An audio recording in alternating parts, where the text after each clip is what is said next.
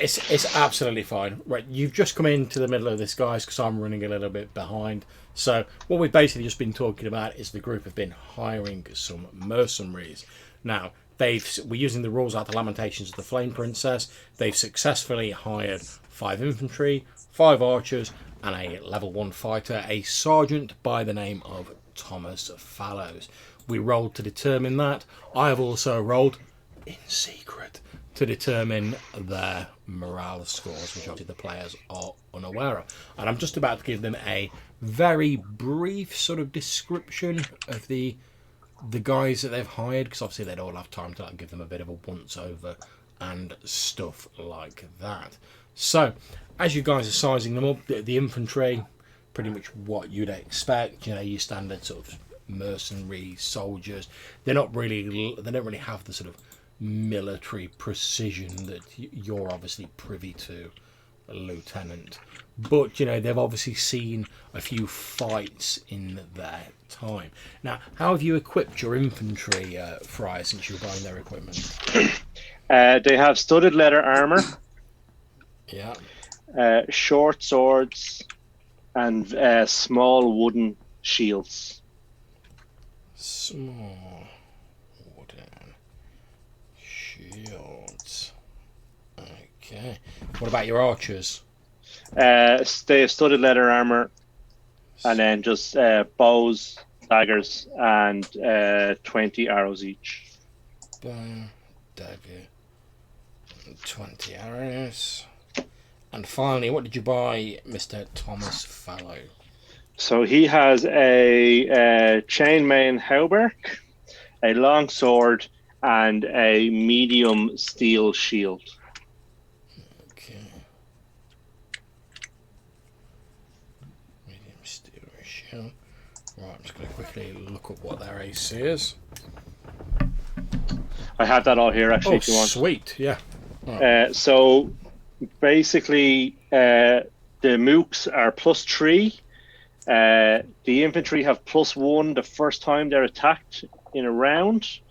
And the captain is +5, and he has +1 to that the first 2 times he's attacked in a round. Okay.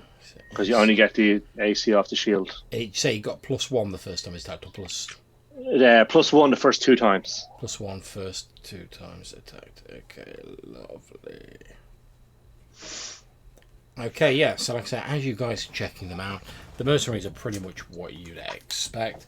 Now, as you're looking over Thomas Fallow, the man that's been hired to sort of keep these likely looking lads in check, you in particular, Lieutenant, will note that Thomas Fallow obviously has some sort of military experience. However, he's a little bit more sort of, he's obviously a little bit rusty on his skills as far as you're concerned, and he looks as though he's perhaps been a bit down on his luck recently, because obviously when you guys came across him, he pretty much got no equipment, and obviously he hasn't got much money, hence why he's looking for employment. But he's certainly, as you've seen him sort of training with these men that you've hired, he's sort of starting to get back into his flow a little bit more. You can tell he's, like I say, he's a little bit rusty, but he's obviously had some level of military training. Brilliant. I'll just check out. Ask him, Tom, what campaigns have you? Yes, sir. What campaign have you been on the mainland? He says, yes. I was an infantryman, sir. I'm afraid there was, and he looks a little bit uncomfortable. He says, I'm afraid there was a spot of unfortunate business, and well, that put paid to my career in the military. Is this in Gaul, by any chance? Yes, I've seen some combat in Gaul. Yeah, I nod at him. Maybe. Yes, sir. Well, I did notice you're getting your old skills back. which He is says, good. Thank you, sir. I appreciate that. Yes, I often wished I'd had more time to finish practicing my skills, but as I say, spot of unpleasant business meant I was myself and the armed forces parted company. Well, that's all in the past. As long as you're good from now on, you're fine by me. I shall endeavour to do my best, sir. I'll soon have these layabouts whipped into shape, and he sort of leans in a bit and he says, "The infantry seem stout enough. Obviously not professional soldiers, but they're whipping into shape quite quickly." He says. Then he looks over at the archers and he's like, Not too sure about those fellows, but then again, I never did trust anyone who lurked at the back with a bow rather than getting in and giving the enemy a taste of good cold steel. What? They have their place. Soften the enemy up so that our task as front line is a lot easier. I'll clap. Well, sir. I'll clap him in the back and just whisper to him like, "You just point out the cowards to me afterwards, and I'll be done with them." He says, "Well, it is nothing they've." Looks like a bit unsure about whether you're joking or not, and he's like, "Well, it's nothing. It's nothing they've directly done, sir. It's more their general." He says, "When I was serving in the armed forces, we had an occasion where we hired a group of crossbowmen, a peasant levy, if you will, and well, their goal was to stand at the back on a hill, and was to rain fire down on the enemy before we charged in, softening them up so that our hammer blow would drive the enemy in front of us. And well, let's just say the enemy were more resistant than we'd originally anticipated, and we took a severe blow and were forced to retreat. However, as one of the survivors, when we fell back, I noticed in the aftermath several of the self-same crossbowmen moving amongst the dead on the field like wraiths in the early morning light, going through their pockets and looting them of valuables and such like. I've never really trusted that sort ever since that day." So your objection is to them picking the bones? Well, not so much picking the bones, but I find it I find a little beyond the pale for someone to directly contribute to a person becoming bones and then picking over their bodies before they're even cold. Do you fully grasp the nature of murder and warfare, my Yes, good man? Of course, I grasp the nature of warfare, sir. I have been a professional soldier. Very good. What army did you serve in, sir? I'll let you know when I remember that. He gives you a bit of like a. Again, he's not sure if you're joking or not. Yeah. 'Cause- yeah. Every time he says to me, he starts to be like, Wait a minute. yeah. He starts like laughing, expecting you to join in, and he's like, wait a minute. Yeah. I'll give him another clap and it's like, we'll do fine. Yes, I'm sure, Sarah. Is there any? Now, obviously, I know you've. And he looks across at you, Fry. He says, "Obviously, I know you've hired. I presume you've hired us for some specific business, and I'm grateful for the long-term employment. The employment opportunities for washed-out old soldiers like myself are few and far between. Especially if you don't come with exactly a glowing recommendation from your previous employer. But is there anything specific you've hired us for? Is there anything I need to know about? To my duties, obviously. Indeed, there is. Very shortly now, we will be embarking on a voyage with the famous Sir Francis Duck, and we are travelling to the Queen's favourite. Indeed. He's embarking on an overseas expedition to Emerald. Yes, the Emerald Isle, yes. And we are going with him in the hope of finding our fortune. And more importantly, we are very keen to find a cure for the laughing plague. and it is hoped that we will find something there. Well, it's certainly a laudable goal, sir. Indeed, but we felt that the four of us alone wouldn't be enough, so we've hired yourself and your fine men to join us in this endeavour. I see. Well, I had heard tell, sir, that is the flagship of Sir Francis Duck, the Victory, was moored at harbour between Scalehythe and Queensgate. I had wondered if the rumours were true. Indeed. Victory, you said the name of that was? Yes, that's right. Sir Francis' flagship is called the Victory. I think someone said he got two other ships there. I'm afraid I don't know the names of those. An auspicious name. Indeed. Let us hope it's a prophecy of actual victory. Indeed. Although you never know, those sailing types, they tend to be a little on the superstitious side, if you get my meaning, sir. Indeed, I do. Indeed. Nothing. I'm not really into all of that sort of stuff myself. I put my faith in good hard steel, sir. And he pats his sword.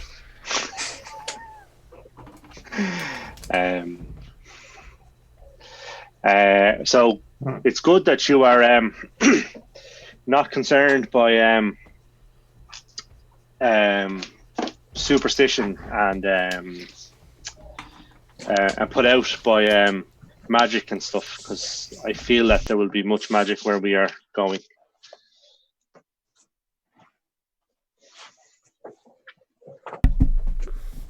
Well, one does hear rumours about Emerald, sir. Fantastic rumours about all manner of strange beasts and creatures lurking on the island's interior. From what I know, there's only a small amount of the island on the, I believe it's on the eastern coast of it that's comparatively civilized as we understand it. I gather back in the days where when the Church of Gale was first spreading its light across the Havenlands, there was some attempts by them to press on into Emerald, but I assume they were unsuccessful given the rumours one hears. I guess we'll know in a few short days. Quite. I'm sure, sir. I'm sure you're right. And the conversation continues much along the same manner. He's a slightly sort of blustery ex-soldier who obviously, as he says, quite often places his faith in good hard steel. Is there anything else you guys particularly wish to do in terms of the hiring, checking out the men, etc., before we move on?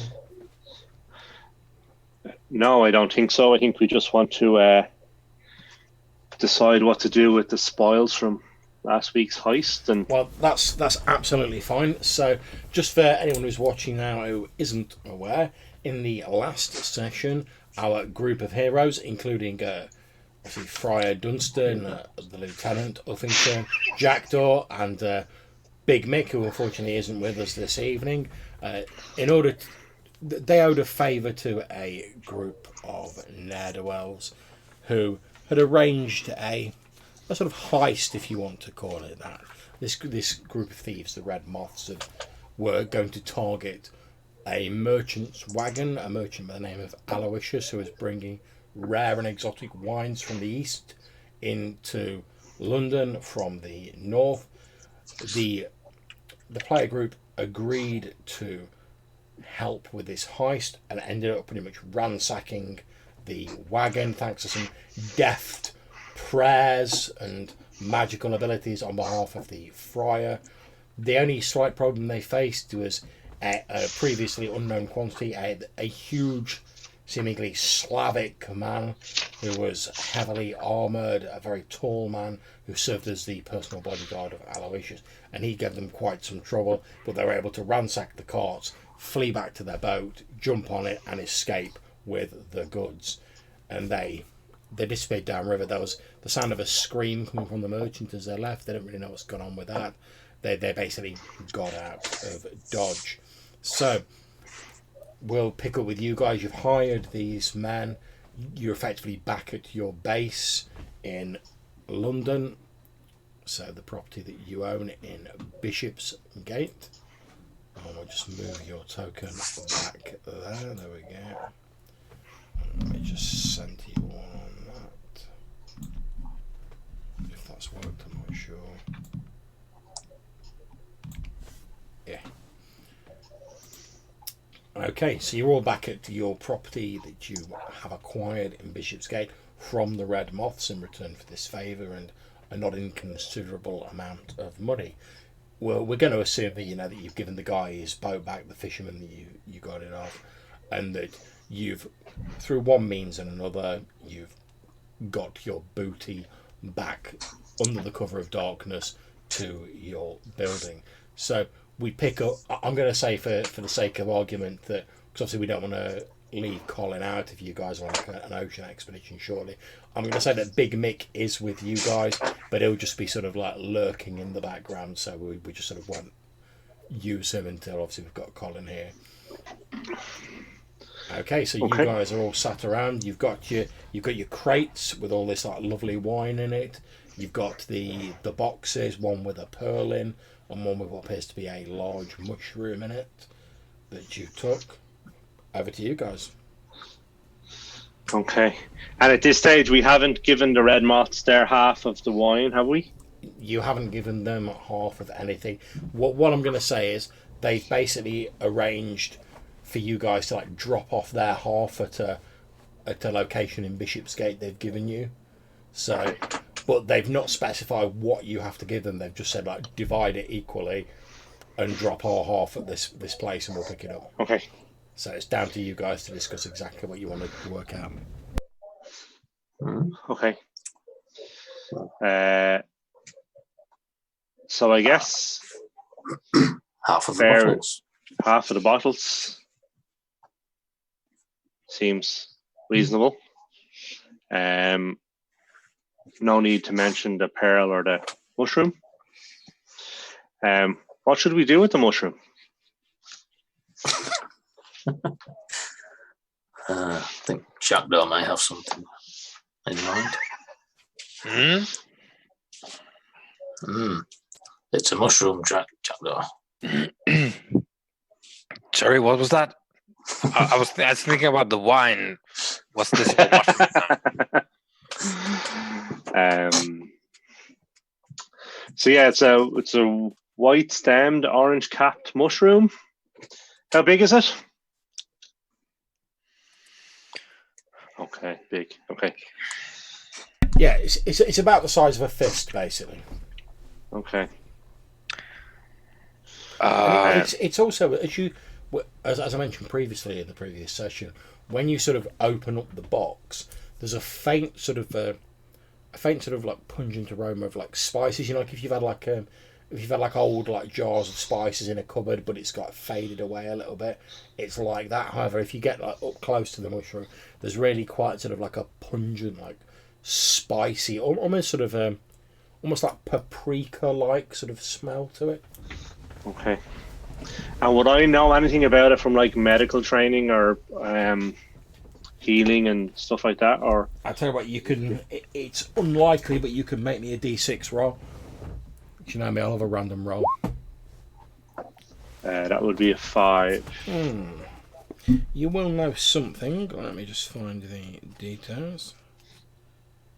It's a mushroom. Okay, you're pretty sure it's a type of mushroom, like the sort of subspecies of mushroom. It's called a belay, due to like the sort of like the plump cap and the hearty stem. Now, though belays don't tend to be poisonous, they tend to be edible. But you've seen belays before, and some of them are used in medicine. Although generally they're sort of like eating mushrooms, but you've not seen this particular species before, and the smell. Normally, obviously, mushrooms have like a damp sort of earthy aroma to them, whereas this one it's it's definitely not an actual individual species you've encountered before. So Okay. I have two ideas. First one, I could go to the university library, take a quick trip to the other library, and maybe find out something about this. Either ask the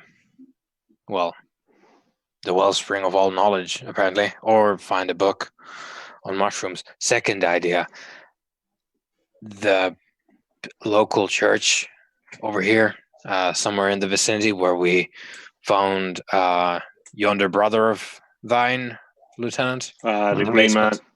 They might well know something about this, being as they are all about the green and as well as healing. Yeah, good idea.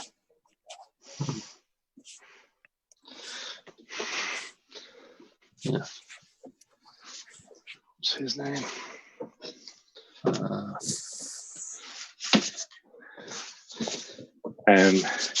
Do we know enough about mushrooms to know how long it would keep? It depends entirely how it's stored. You know that if it, because at the minute it's obviously like been, you're not sure how it's been preserved, but it looks like fairly sort of fresh. Now, you know, with a normal sort of belay, you're talking maybe, if you're lucky and it's not too warm or damp, you're probably looking at like a week tops, but obviously you don't know how long ago this was picked. If you dried it, it would last a lot longer, but obviously you don't know what effect that would have on the taste or the properties, since you don't know this specific species of mushroom.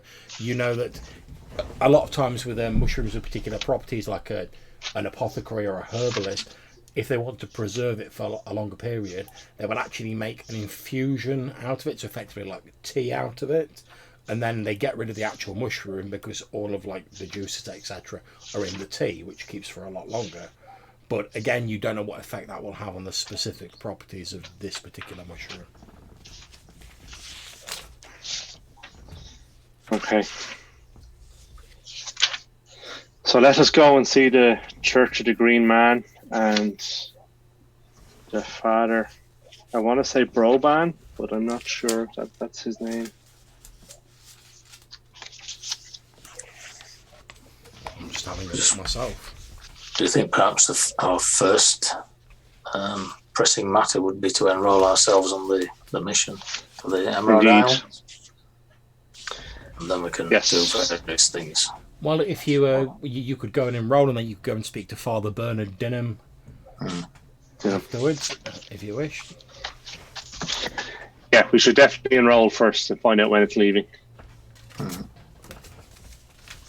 Okay, that is absolutely fine. Let me get my calendar out.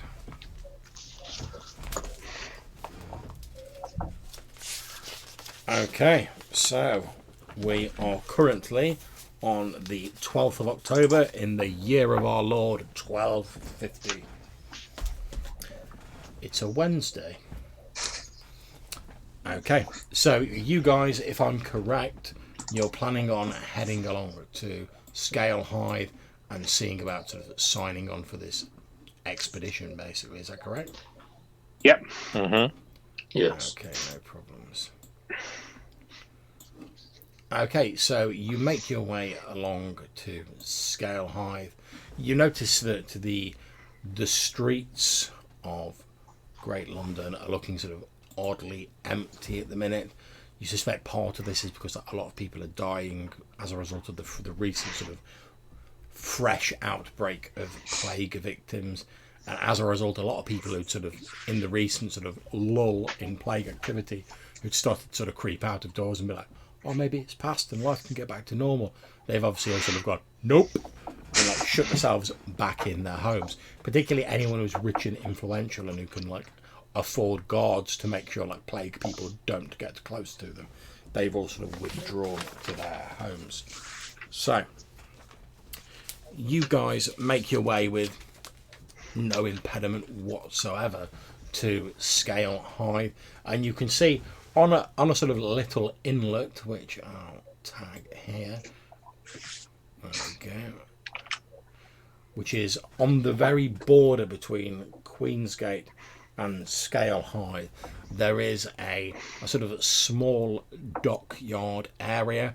As you head towards it, you can hear the sound of hammers striking anvils. You can hear the sounds of people talking as you're moving about.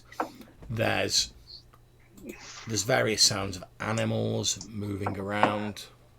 The normal sort of sounds that you'd associate with a city. However, like I say, you can hear this ringing of hammers against anvils, and you can see what appear to be 3 large boats, tri-sailed boats, moored at these docks.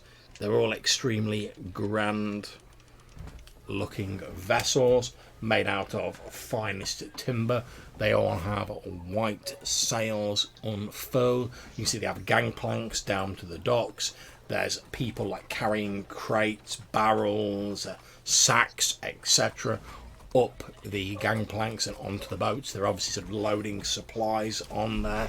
There's a lot of people of various different types milling around. You can see craftsmen moving around, obviously trying to perhaps either enlist or get contracts for work. You can see people milling around. Sort of, you can hear a few people sort of talking amongst themselves and sort of, asking like when they can find out when they're going to sign up for the expedition and stuff like that. There's a slight air of anticipation hanging over the areas. This like very huge crowd has gathered, like to the point where it's actually quite difficult to pick your way between the people. It looks like it's almost like pretty much every able-bodied person in London has turned up to this. Some of them perhaps actually wanting to find a cure or maybe make their fortune. Perhaps some of them are simply trying to get away from the plague that's in London. Who knows? So you guys have arrived in the midst of this. And is it obvious where people are going to register, or is it just like a? People just seem to be milling around at the minute. There's no sort of obvious central point. Okay, so I think we would look for whichever of the ships was the Victory. Okay, so it's just sort of looking at the ships. You can't really get close enough to see if they've got names painted on the side of them or anything. However, as you're sort of looking, you can see that one of the ships appears to be slightly larger than the others, and it has a figurehead of a beautiful looking woman on the front of it, so gazing out the front of the vessel. Okay, so I think we'll start pushing our way through the crowd towards that one. Okay, that's absolutely fine. Roll me a d6, Friar. 6. Okay, absolutely fine. You start sort of shouldering your way through the crowd. You're sort of jostled a little bit because people are all trying to sort of push and get to the front, the very edge of the docks, and look out over the water. As you're making your way through to the front, you see a very tall man with a ginger beard stands up on a barrel at the front, and he says, Now, everybody, calm down. You'll all get a chance to say your piece. I am Master Magnus Forshaw. I'm in charge of these fine vessels on behalf of His Magnificent Sir Francis Duck. Yes, I'm sure you've all heard of the Magnificent Sir Francis, only the second man to travel around this entire globe. Favourite of Queen Elspeth herself. And he sort of holds his hands up to silence the crowd a little bit. He says, Now, I'm sure you're all aware that Sir Francis intends to find a cure for this devastating plague that has stricken our great city. No doubt part of the scourge of witchcraft and devilment that has beset these streets. But there is hope, my friends. For there are fabled healing herbs and strange ancient magics almost within our grasp, just over the Emerald Sea. If only we have the courage to reach out and take them. With the blessing of Her Magnificence Queen Elspeth, we will take this fleet. We will sail out of the harbour and out of the bay.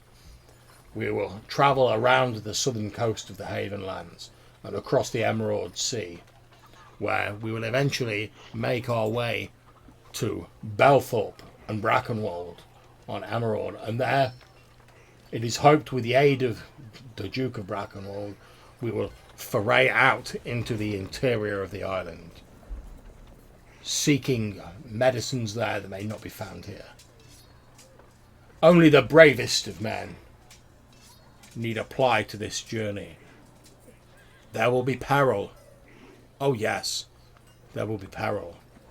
But there are also rich rewards, fame, and glory for those willing to seize it. Who amongst you is brave enough to sign up to Sir Francis Fleet? If you believe you be such a man, and not faint of heart, please, you may sign on with Master Limsey here, and he gestures to a man who sort of stood like amongst the crowd next to him. He will take down your name on the crew roll, and when we depart on the Sunday tide, if you have the necessary courage and strength, then perhaps you will be one of the chosen who is destined to join us. So, do you think they will be holding some sort of tests for people to join? I asked the lieutenant and the friar. Possibly some kind of vetting process. I'm sure the lieutenant's name is enough. It didn't sound like they were taking every random peasant that walked up and wanted to leave. Yeah, I was unsure whether to use my name. I was thinking of going under a pseudonym. But if We you think could- it would help. We could just go with the friar's title, I guess. We are a mission for Indeed. St. Gale.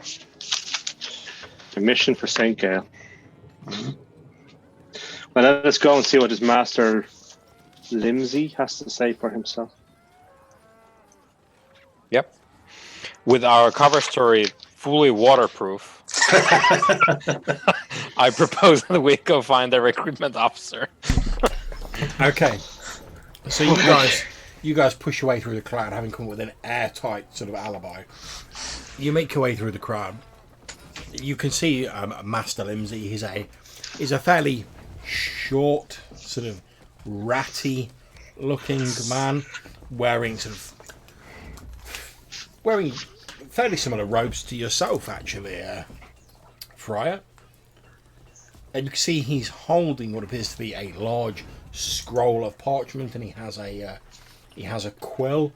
And you can see as people are sort of coming up and talking, he's like talking to them a bit, and then he's like writing stuff down on this long scroll that flows down to the floor. He's wearing like a skull cap as well, as he's like. Okay. So I will jump in the queue and kind of wait until he gets to me. Okay, that's absolutely fine. You jump in the queue, you wait your turn, and after about 10 minutes, you've sort of snaked your way to the front of the crowd. You see he's sort of like rolling up the scroll a little bit to get to a fresh piece of it. He takes out the quill and he says, name?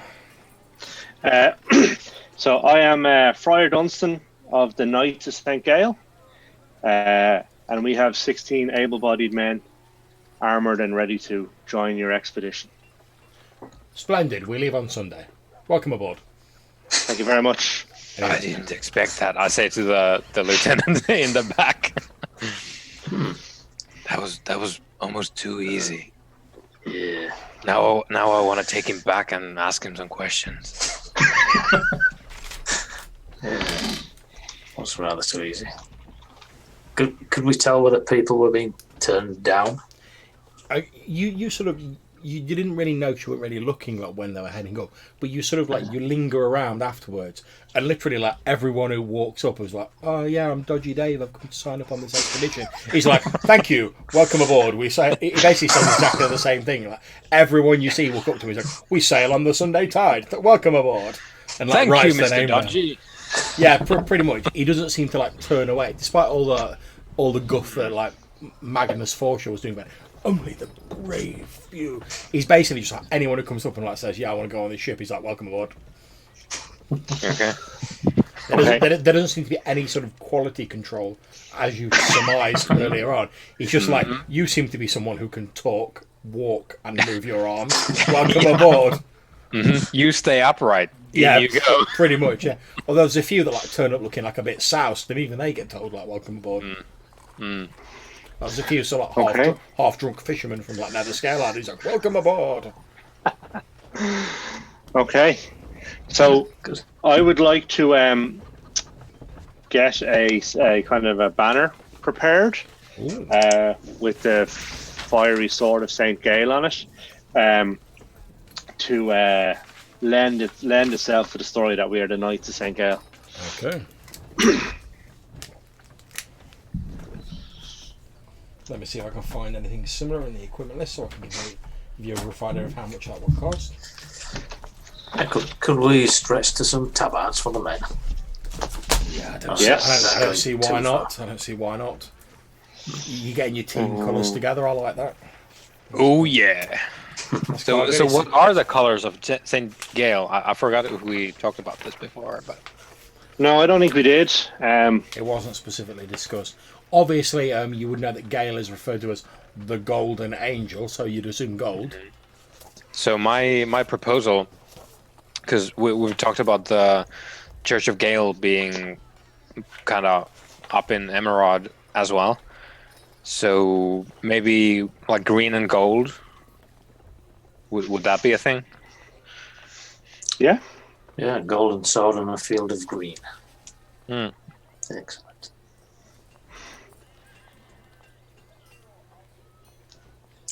Gale will be with us. Okay, so what I'm going to say is if you fork over 50 gold, you can have a lovely, splendid, posh banner and tabards for your men.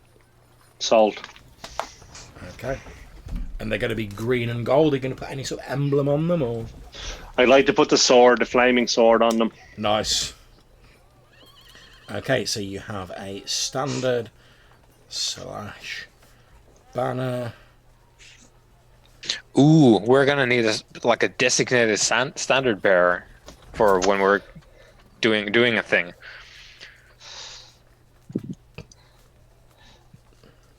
So Conveniently, there is a thing in the book called the Link Boy, who is a servant, who is a kind of torch / lantern bearer. Yeah, that We sounds could like our potentially guy. hire one of them to be our standard bearer. Yeah, Dodgy Dan. That's it. Dodgy Dave, the link boy. Okay, yeah, you could certainly attempt to hire a link boy. Yeah, let me do that. Okay, so make your 3d6 roll. 10. Oh, yeah, you've definitely got one applying for it. Okay, so let me make it is a loyalty roll. Fucking hell. Okay, you appear to have hired the most loyal link boy in existence. It's like some like 16-year-old who was like, "Oh boy." Yeah. Oh, that's properly what it's going to be like. Yeah. it's like, just stay in the back, okay? Okay, let me just roll up a random name for the link boy.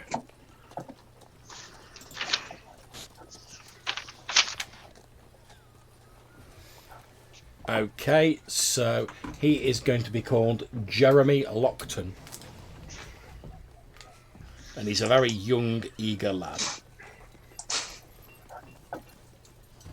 Excellent.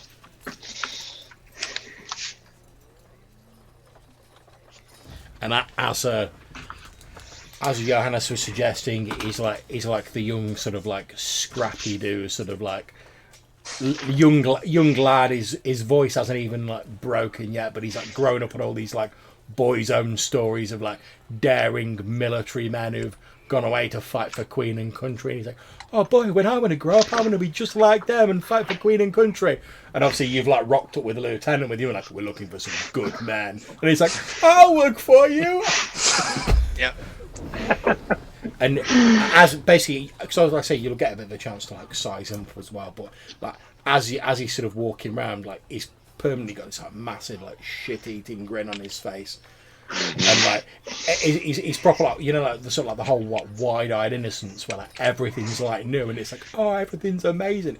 He's like that. In fact, his optimism is almost grating. Definitely is. Okay, so And we have. He also seems to be quite in awe of your sergeant and the lieutenant, because he's like, oh boy, they're like real soldiers. Mm-hmm. He's gonna die. He won't be coming back. His tabard is accidentally red for no reason. Oops. Okay. And he's incredibly proud and pleased when you're like, oh, we'd like you to carry our standard for us. And not even our standard. He sort of the puffs his- standard of Gale. Exactly. He obviously sees it, and it's like the most important thing he's like ever been given to do in his life. He like puffs his chest out a little bit, and he's like walking around like holding this big standard, which is a little bit on the big side for him, but he's like, you know, he's got the enthusiasm to make up for it. Okay. Okay, just to remain vertical at all times. I'll tell him. Oh yes, of course, sir.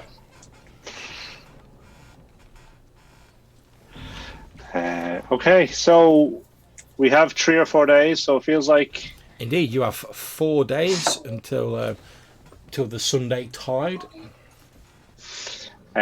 So I would like to speak to the Red Mott guy quickly and find out if his spy noticed what caused the shrill scream after we left. Okay, so you get in touch with Samuel Peel, the leader of the Red Moths, and he says, "Oh yeah, that was that was Kidwell who was up on the roof," and he's like, "Oi, Red." He's like, "What?" Cuswell goes up. "What?" It's like a Friar. I presume you've given him like half the Yeah. the booty. So yeah, they're pretty well disposed towards you. They're like, you know, a couple of them like pat you on the back as you like come in to talk to them, and like, oh, nice one, you know, maybe we'll work together again, you know, that sort of thing. So Fred Kidwell comes wandering over, and he's like, Samuel Peel says, the good father has got a few questions for you, Fred. He's like, what's up? Jackdaw, you would recognise this guy as blatantly the guy who was like on the roof with the bow. Mm-hmm. So as we were leaving the scene, the heist, the last day, there was a high pitched scream, and we're very interested to know what happened after we left. He says, "Well, yeah." Sorry to interrupt, Fry. Yeah, as it happened, I did lurk around a bit after you fellas made it back to the boat. I thought, you know, with that big fella chasing after you, in case it looked like he was getting a bit too tasty and he was getting a bit too near you, I was ready with a couple of arrows, you know, just to like provide a distraction in case I needed to. And I did see something as it happened. After you lot had skedaddled in your boat and you'd taken the loot with you, the big fellow in the armour, he went back to the merchant, and he was like helping him up and whatnot, and the merchant started giving him a right dressing down, you know, shouting at him and fucking screaming, saying like he'd hired him to protect him, and like, oh, he hadn't even been capable of like catching a couple of thieves and then made it away. Oh, he's having a right to do at him. And he says, well, next thing you know, this fucking big guy just full bore punched him in the stomach. And he let out a right fucking scream like a right little fucking girl. Went down like a sack of fucking shit. And then this big guy just walked off. But the merchant lives though. Yeah. I was withdrawing by then, mind you. I'd seen you were on your way, so I was heading back. And but I saw him like picking himself up and slowly like hobbling his way towards the town. But the big fella had already gone by then. He'd headed towards the city, but I lost sight of him as he went in the through the outer boundaries. So Could you ask? I gather the giants that giant fella somewhere about in the city, but Could you ask around and see if you can find out anything about him or where he might be located? yeah, I can certainly ask around. Might take me a day or two. That's fine. We have You know, as many as four. got to be a bit careful, given that obviously, like, since we robbed like all of Aloysius's stuff, like, and he's going to be putting the word out. I mean, we don't seem to have got too much heat at the minute. I think actually, it says Kidwell leaning closer. I think actually at the minute, Father, like the plague like kicking off again's like worked out in our favour a bit because the peakers are getting hit by it as much as anyone else. They ain't got the manpower to spend like chasing after wine thieves at the minute. I think we'd have copped for it if it hadn't been for that. But Well, if it comes to it, you just find out where he's staying and I'll take care of him. And no one's getting any heat. I get you. He says, right, well, I think we're all right in a minute. But he says, unfortunately, obviously a few of my contacts are out of action at the minute, but I can put the word out, see if I can find this big fella for you. Like I said, it might take a day or two. Yeah, it shouldn't be too difficult though once like you get Yeah. some eyes on. Yeah, he's pretty fucking distinctive, I'll give you that. Yeah, but Indeed. But I think his where can I get- attitude is probably visible as well. Yeah. Where can I get hold of you, if I find anything out? If you find it out in the next 4 days, we'll be available in our house. Usual digs, yeah? All right. Yeah, usual digs. Yeah. Yeah, no problems. Appreciate it. Yeah. I'll see what I can And do. also, if you know somebody who might speak his language, if you can find What that as language well. does he speak? Well, I think honestly, and I'll take out some coins and just like pour them out in my hands. Like we know one language he speaks, obviously. Oh, Indeed. same language we all speak, the universal language. Yeah, the trade language. That's right, I know what you're saying, Squire. We wouldn't have any idea where he was from or what he spoke, would we? Based on what we heard. I believe one of you realised that it might be Slavic. Yeah, I think that was the lieutenant from having campaigned around. Yeah, that's right, yeah. And he was fighting against Dracula. That's right. Ugh. In the Carpathians. Okay. Cool. Okay, so then I guess we're heading off. Before we go, would you like to buy our half of the wine? He says, that Samuel Peel steps forward. He's like, all right, Fred, that's enough. I'll deal with this business malarkey. And he's like, he says, yeah, I'd be interested. He's like, obviously I can't give you top dollar because, I'm going to have to sit on it for a bit. I can't be just farming it out there at the minute. And the market's pretty thin given how many people have come down with the sickness. He says, I could probably do you 60 a bottle. Yep, that works for me. How many bottles you got left? You have 20, we have 20, so 20. He says, I make that 1,200. Sound about right? Yeah. Samuel Peel he looks back at Fred Kidron and he's like Fred, go and get Kate. Tell her I need some portable cash quick. He's like, oh, right you are, Sam. Right you are. He's like, how portable does it need to be? He's like, well, it needs to fit in a small bag, doesn't it? Right you are. And he heads off into a back room of this little tavern you've met him in. He comes back a few moments later. There's a young woman with him, the same woman you look at the gemstones that you gave him previously, and she's like, "What is it you need, Sam?" He's like, "Well, I'm making a transaction with these gentlemen here, going to buy some wine off them." He says, "It's about £1,200 they need for it." But obviously they can't be walking around with that much coin on them, can they? I mean, it's ridiculous. She's like, "Oh well, I've got these I've got these 3 small diamonds. They'd be about that, probably about 1,150, but they're easy to carry. Look.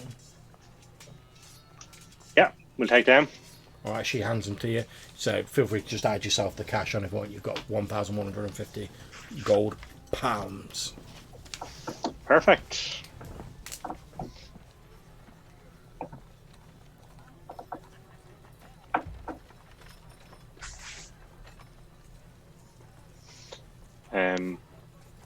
While we have you, Kate, we found this pearl when we were in the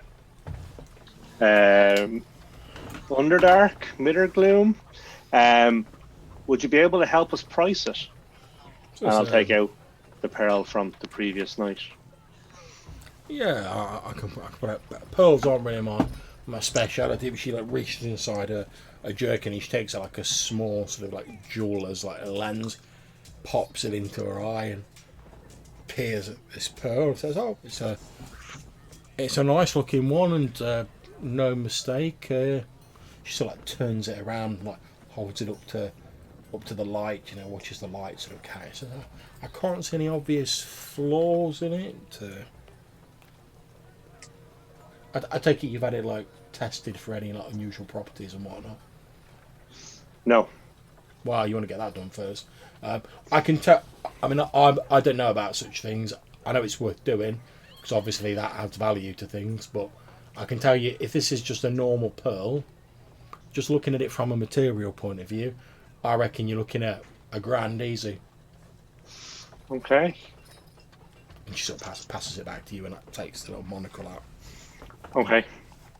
So yeah, it's a pretty nice specimen. That most sort of pearls you find, like I'm no real expert in them, but most sort of pearls you find they tend to have like flaws or imperfections in the surface. That's pretty much as good an example of a pearl as I've seen. Okay. I mean, they can always be bigger, but Indeed. Okay. Well, thank you very much. No, you're welcome.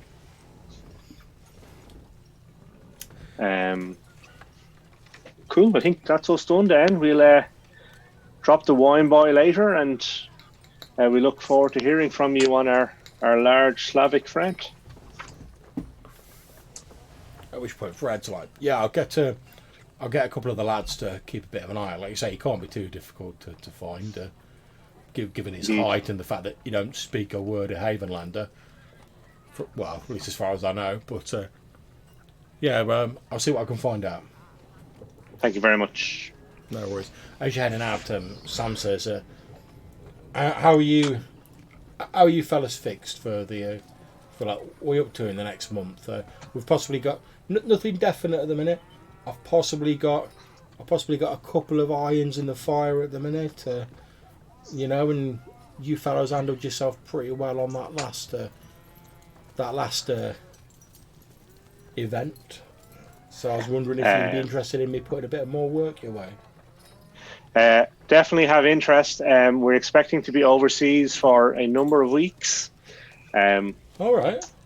Yeah. We have an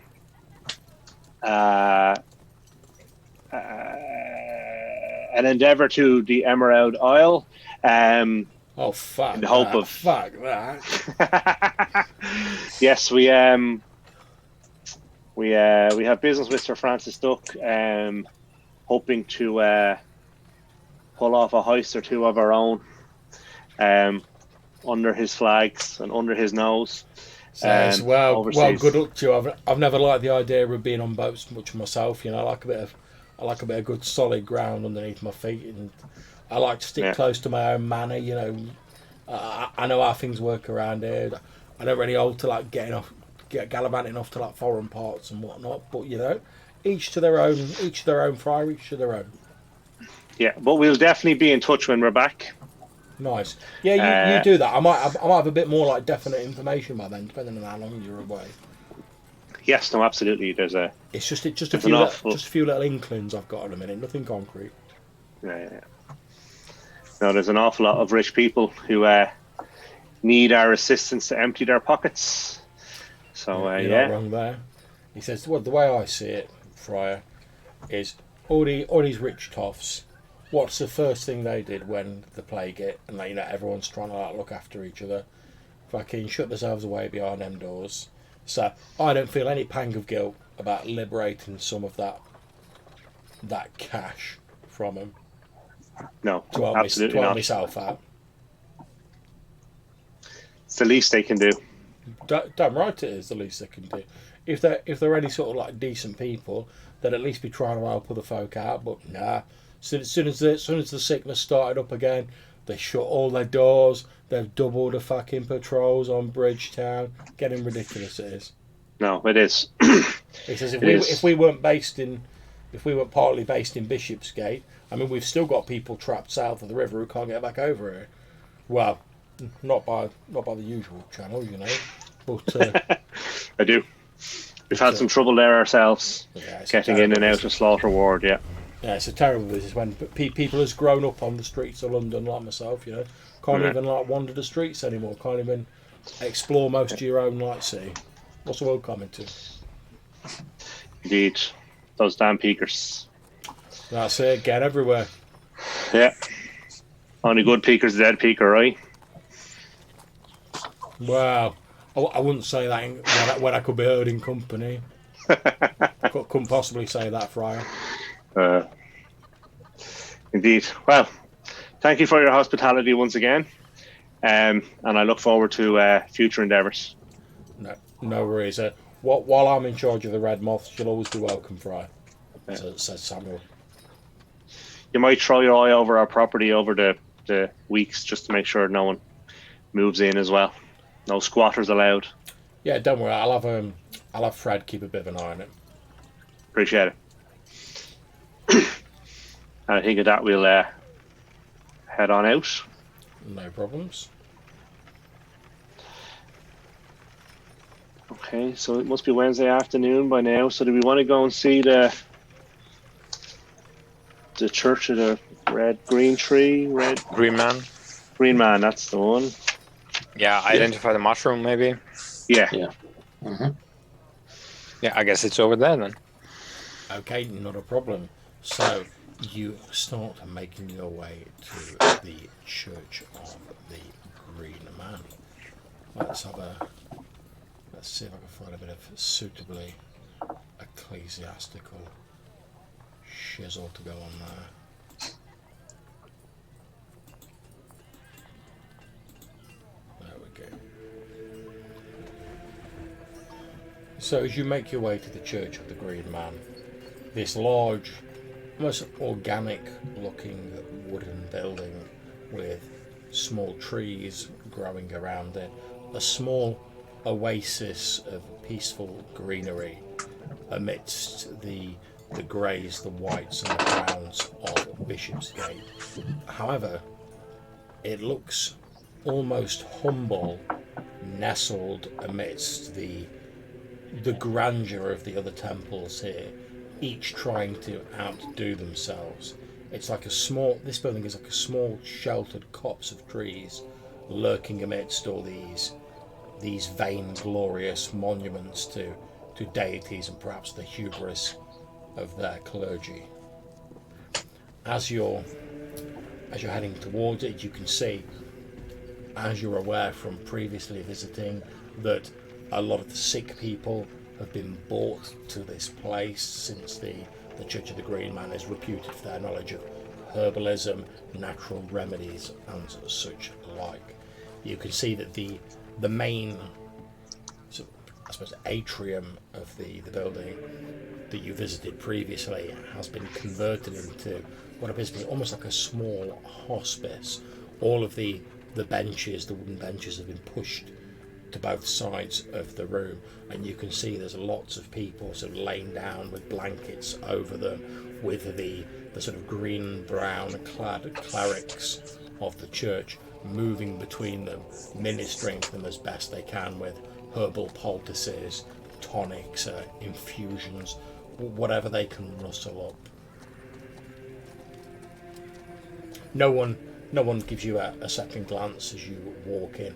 They're all the clergy are far too busy ministering to like sick people, and there's other people walking in and out as well. It's a place of worship in Bishopsgate. So I would like to find a relatively quiet corner, and then cast detect magic on the pearl and the mushroom. Okay. So you cast detect magic. Both of them are magical. The pearl gives off a sort of faint trace of arcane magic, and you're not getting any specific sort of magical emanations from the fungus, but there's definitely something supernatural about it. Okay. Okay.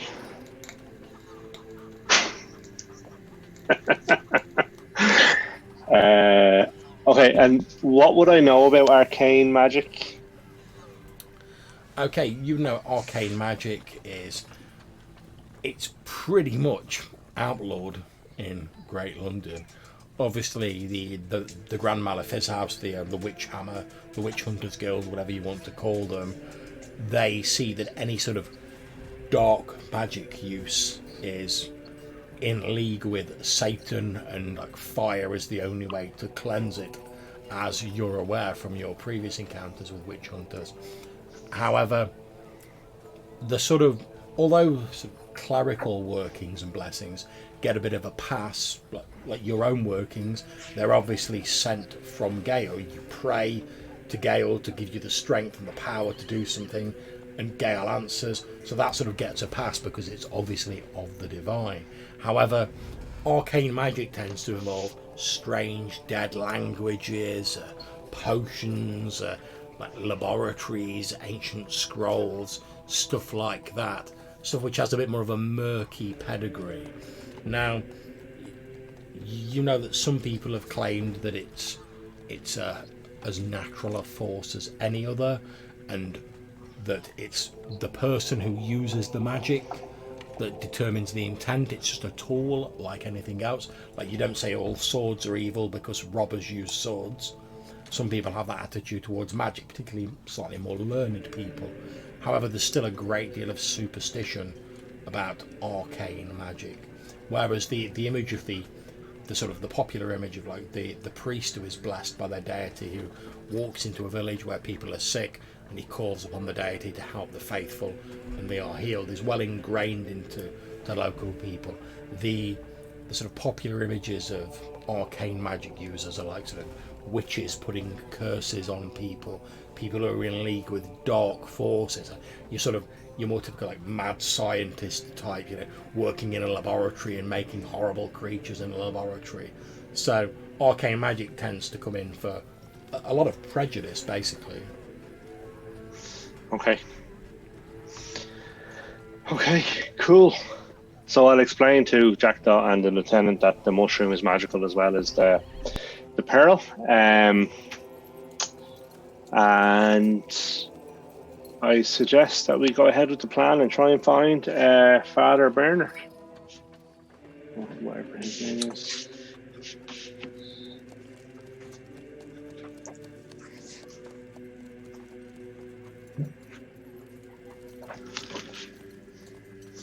Okay, how do you intend to locate Father Dinham? So I guess I will just kind of find the nearest, kind of grab a priest or a clergyman as they're walking past. You grab hold of you grab like the arm of a young woman who's wearing the sort of dull green brown robes of an aspirant in the Church of the Green Man, and she looks over you towards you and sort of sees obviously you're wearing monk's robes, and she says, I'm sorry, Father, is there something I can do for you? I'm here to see Father Dinham. We met a number of weeks ago, and I have come in need of a service. Oh, and she looks. Is that then you've not heard? No. I'm afraid Father Dinham is very ill. He's had to retire to his quarters where he's being tended by a couple of my brothers in the order. And she you see her lip tremor, and she looks as though she's on the verge of tears. He's a wonderful man, but they don't know how long he's got left. And what is it that has befallen him? We think it's the plague. Ah. He has spells of the symptoms. And she bites her lower lip to keep herself from sobbing. Might I visit him and look on him? If you wish, Father. Although I cannot guarantee he will hear or see you. As I say, he has spells where he seems quite out of touch with what is occurring. But it is in his quarters as you gestures. Obviously, you know the way to his quarters. You've been there before. Yeah. Okay.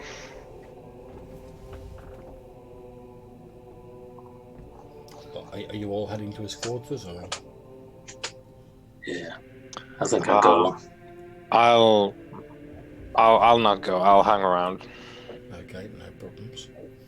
Okay, so Fry Dunstan and Lieutenant Uffington, you head to the quarters of Father Bernard Dinham. You see the large wooden door there. You can hear sort of murmured prayers from the other side of the door. Okay, so I will kind of open the door and step in gingerly.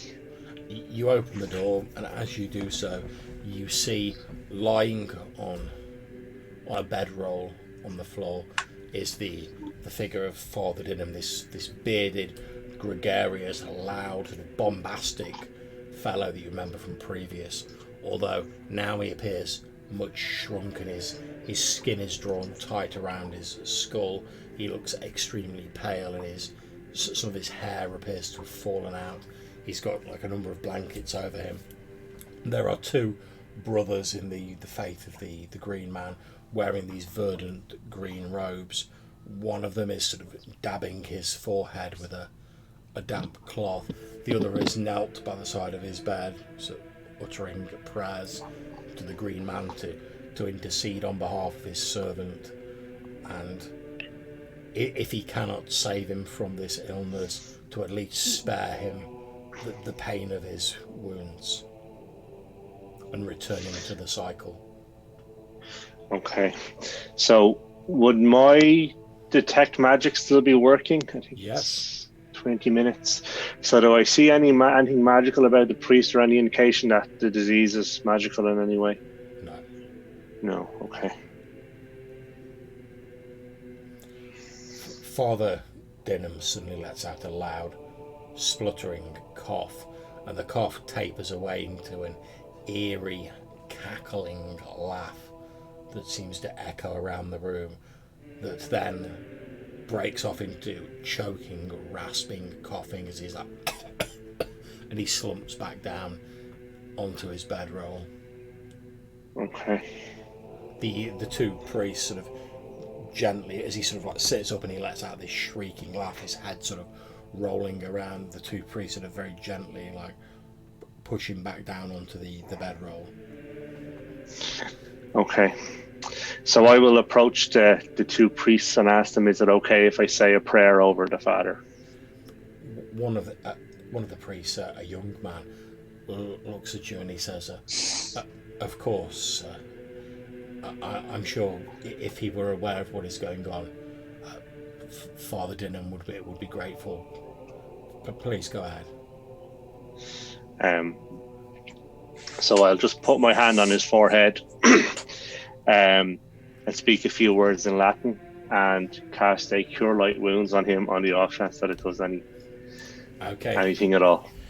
You cast your Cure Light Wounds. You definitely feel the sort of the energy of your faith, that the blessings of Gale flow out of you into Father Dinham, as you have felt the energy flow before when you've called upon this blessing of Cure Light Wounds. However, the energy seems to sort of like dissipate as it flows into him. It does heal some of like the sort of physical manifestations of the injury on him. However, it's not cured the actual disease. It's just sort of, you might have slowed its progress for a little while, like you've cured some of the damage it's done to his like his organs, etc. But it's not going to stop the disease. You've maybe bought him a day or two, if that. However, as you cast this spell, you feel something warm against your leg, and as you look down, you can just see a sort of a faint light emanating from the sword of Gale that hangs from a scabbard at your hip. No one else but you seems to have noticed the light. Certainly the lieutenant doesn't seem to be aware of it at all. Okay. Okay. And if I look down, if I kind of pull out 3 inches of the sword, is all of the sword lit up? Indeed, as you pull it out, you see what appears to be like a golden light emanating from the blade of the sword. However, it's not the fire that you have seen previously. Okay. It almost looks like sunlight emanating from the blade. Okay. Okay, so I will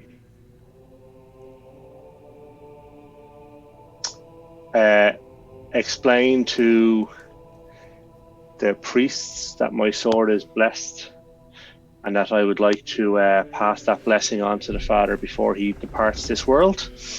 They look a bit uncertain when you're like, I've got a blessed sword. They're like, And then what I would like to do is take the sword out. Okay. And I guess kind of holding the sword, kind of down away from the Father. I kind of want to what do I want to do? I guess I kind of want to bless him with the sword, like he was getting knighted, you know, that kind of tap on the shoulder. And as I'm doing that, I want to call on the power of Gale to cure him of his disease or curse or whatever he has that is afflicting him. Okay, that is absolutely fine. You take out the sword and you sort of, like say, you do the touch on either side of the shoulders and you call on the power of Gale. As you do so, the sword appears to burst into a million motes of light, rather like a soap bubble bursting and refracting the light in the chamber. As it does so, these motes of light that only you can see appear to sort of spread out throughout the room before fading away. You look back down and you can see Father Denham lying on his bedroll. However, he looks to be much more peaceful now. You can see his breathing appears more regular and the unhealthy pallor appears to have left his skin. Okay. Cross the sword off your equipment list. Okay. Cool. Wow. Lieutenant, as you see the friar go like that with the sword, you don't see the motes of light. To you it appears as though the sword just simply fades away from his hands as he does this. However, when you see that the Father Denham looks more peaceful and rested and healed, if you will, like revitalised. However, as the friar turns back towards you, you notice that the irises of both of his eyes now appear a burnished golden hue. What have you done, Friar? Feel free to note that on your character sheet, Friar. Okay. The golden eyes. Indeed. Okay. I hope we're not going to miss that sword when we get to the militant Gaelites. Okay, so that's our good deed done for the day.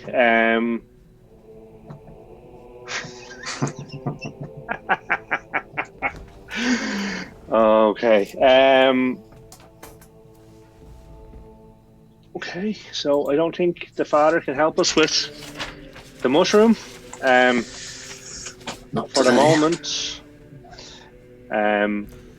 As you're saying that, you suddenly hear like a very faint voice coming from the reclining man. He's like, Friar, is that you?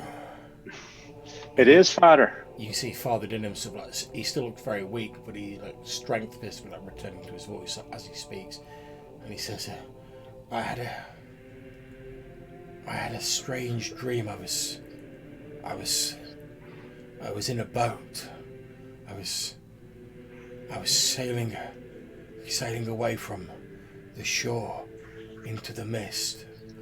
Then I saw a figure dressed in gold, with light shining from him, and he called out to me and said, come back, Dinham. It is not your time."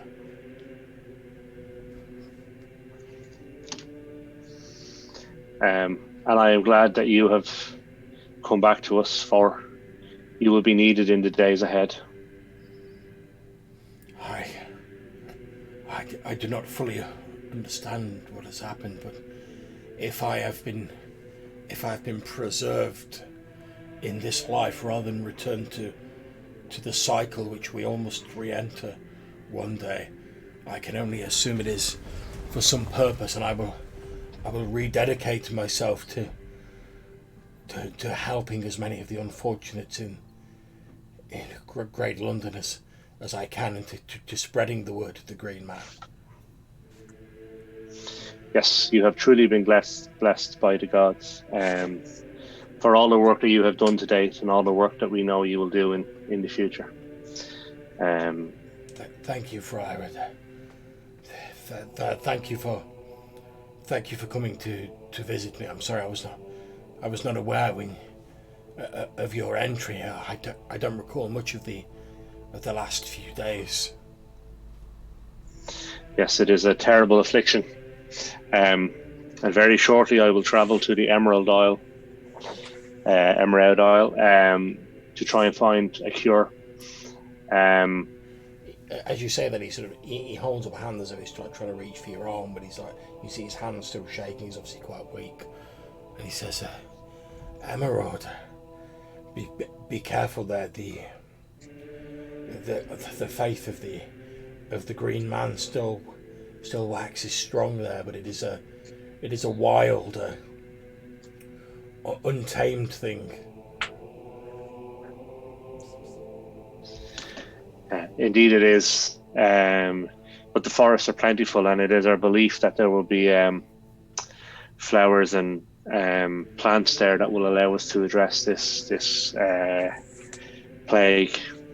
That there are. I remember my predecessor here telling me that an old legend that in the old times the worlds of the fairies, the boggarts, etc., and the worlds of man were very close. They were locked together almost as one. Then as man embraced new faiths, the world drifted apart. But in places in Emerald, the two worlds are still very closely linked. But there are herbs, mushrooms, and plants there, the likes of which grow nowhere else. Father, is there any symbol perhaps you could give us that could mark us as friends of the Green Man, to aid us in conversing with these creatures? He reaches around his neck and he takes off a small, it's like a ring on a small chain, almost like a signet ring. You can see it has what appears to be a stylized fern pattern on it, and he sort of holds it out on the chain towards you, and he says, "This is the symbol of my faith, but as I say, the faith of the Green Man and Emerald is a wild, untamed thing. I don't know how much good it will do for you, but you are welcome to it." Any little, thank you greatly. Not at all. It is the least I can do. I only pray that you are successful and can bring some relief to this city. It is desperately needed. Before we leave you to your rest, Father, do you have any books on special mushrooms that we could potentially look at for a moment? I don't know about books, but I know a little about them myself. The faith of the Green Man, we tend not to place our faith in the written word. Our teachings are passed on verbally to the next generation of priests. So I will open the box then and show him the mushroom and ask him if he has seen it before or has any idea what it does. His eyes widen as you open the box to him, and he says, by the Green Man's flowery beard, I think that's a Babel fruit.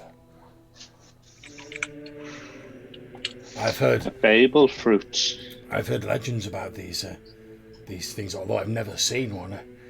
It is said that once they grew all over the Haven lands, but as the great forests were pushed back, so too they went with them. It is said in our legends that someone who eats of the Babel fruit will, for a short time, be able to speak and converse in and understand any of the many languages that are in use across the Havenlands, but there is always a warning attached to those legends that someone who becomes reliant on the Babel fruit loses their ability to converse in any language without its influence.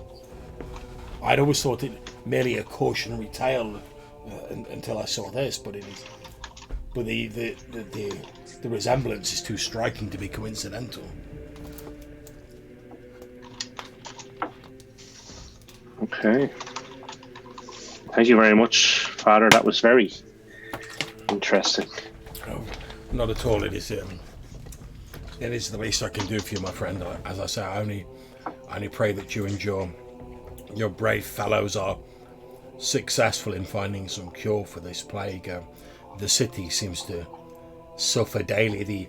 The laughter of children in the streets, the sounds of commerce have all but faded, and I fear for the future of Great London if something is not done soon. I'd hoped we'd seen the last of it with the recent respite we had, but now it seems to have come back with a vengeance. Whatever devil, witchcraft, whatever has caused it, I can only pray a stop is put to it.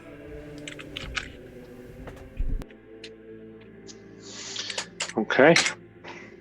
I too pray that it will come to an end, but I do not believe it is a natural plague. I believe it is caused by men of evil intent. What sort of man, what sort of monster could unleash this stain on the good folk of London? I mean, we are not without sin, but this is monstrous, horrible. What sort of creature could unleash a foulness like this upon the city? I do not know, but when I find out, I will end their life.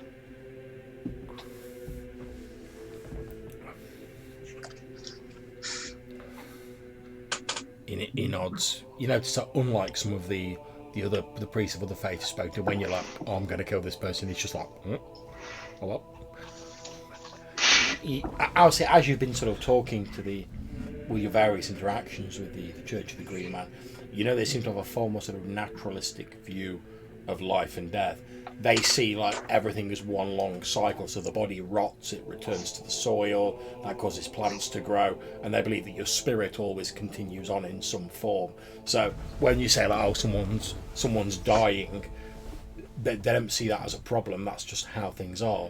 The only thing they seem to take exception to, which is why they're such great healers, is people suffering needlessly and their life being sort of lived in agony, which is why this disease seems to have sort of affected them so much.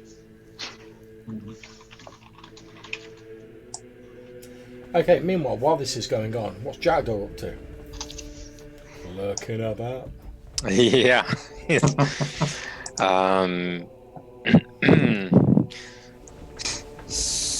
Is there anything else going on in the whole Green Man?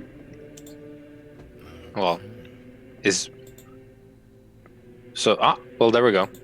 John, your image froze for a bit. Did it? Yeah, but now it's fine. Okay. Yep. So, is there anything going on outside? Okay. As you're sort of like looking outside, you don't see anything at first, and as you're sort of like you peer around, you can see what appears to be a fairly large but sort of like misshapen looking cart at the end of the street. There's two peakers like with spears wearing the livery of Bishopsgate stood next to it, and they appear to be having a heated argument with a small wart goblin who sort of stood there. You can't hear what he's saying, but you can like hear this like and he's like waving his arms around.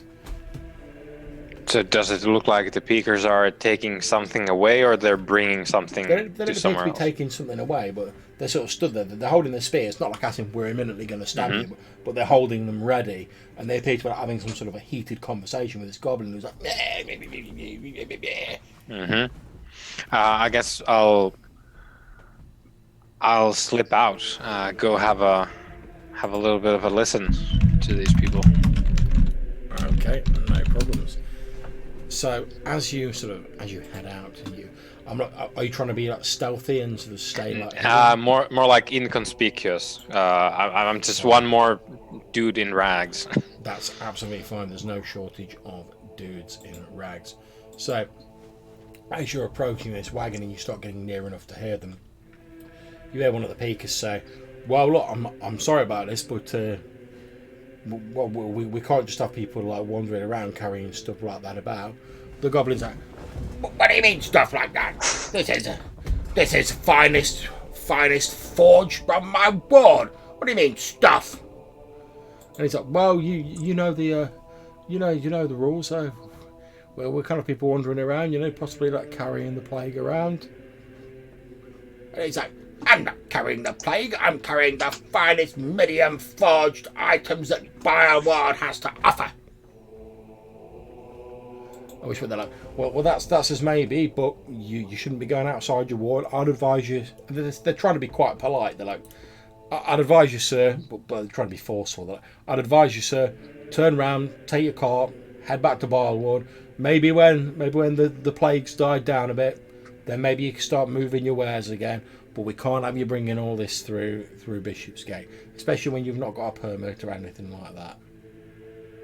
And this goblin's basically like complaining loudly that he's got some like fine, medium forged items that he was told he was promised that he could attempt to sell to some of the temples, and now that everywhere he goes to they're shut or they've sort of barricaded themselves inside, and now these peakers are giving him grief and telling him to go back to Bileward. So I'll like wander about. So the peakers are the peakers next to his cart, or are they like in the way? Like they're like crossing spears, like. They're not like crossing spears, but they are sort of stood in front of his wagon, like they've just stepped in front of him, going, "Stop!" Yeah. So I'll just like wander about, and then let's say like a couple of meters away from the peakers, I'll start doing a little bit of a cough routine, so like,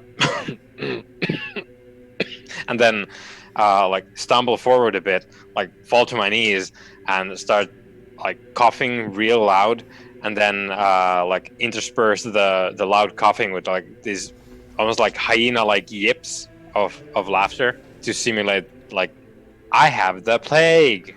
Okay, make me a charisma roll. Yeah, this went well last time. Let's see how it goes this time. Charisma is my lowest stat, so here we go. Oh. Again, I think you may have found your calling in life. So as I you am sort an of actor. so as you sort of shamble forward, you know, getting in the part, very method, and start doing this sort of like this yipping, like hyena, like cackling. One of the guards is like, "Fucking hell, he's got the plague," and the two of them basically just like leg it down like side streets. Yeah. As you're getting closer now the guards have gone because they were like blocking your view of most of the carriage. You see, the slightly odd thing about this carriage is it doesn't appear to have a horse attached to the front of it, and that the wheels on the back of the carriage, like the two wheels at the back, appear to be like quite a lot larger than the ones at the front. Huh. You see, as you sort of get closer and you're doing like your laugh and the peakers have legged it. This goblin's like, Yeah, and I'll as soon as I like don't really hear their supposedly like heavy boot falls anymore on the side streets. I'll just get up, I'll like brush off my knees as if like nothing had happened, and I turn towards the goblin. It's like, tell you what, friend. You had the finest wares, I believe, from Bileward. I have some friends in Bileward, and I'll dig into my pack and I'll offer him one of the mushroom kebabs that I bought. He's like, "Oh, nice one, thanks." And he like pops one of these mushrooms in his mouth, like chews it. He doesn't seem to have like any of the like trippy effects that you have, but he chews it. He's like, "Yeah, that's all right, that." Yeah. So I I saw they were giving you a hard time, and I figured you could use a hand. Oh, I appreciate that. He says now. Some of the other bar wardians, well, they said to me, they said, "Oh, you're mad trying to like sell your stuff outside bar ward. You know what it's like out there. You know, it's discriminatory. That's what it is." He says, "Well, no, now I reckon they're just using this plague as an excuse. They know that no one makes better stuff out of medium than us walk goblins, but well, blacksmith guilds don't like it, do they? Because well, they can't make it as good as we can. So I reckon they're just using this plague as an excuse." Yeah, jealousy is an ugly thing. That's right. That's why humans have got it and we ain't.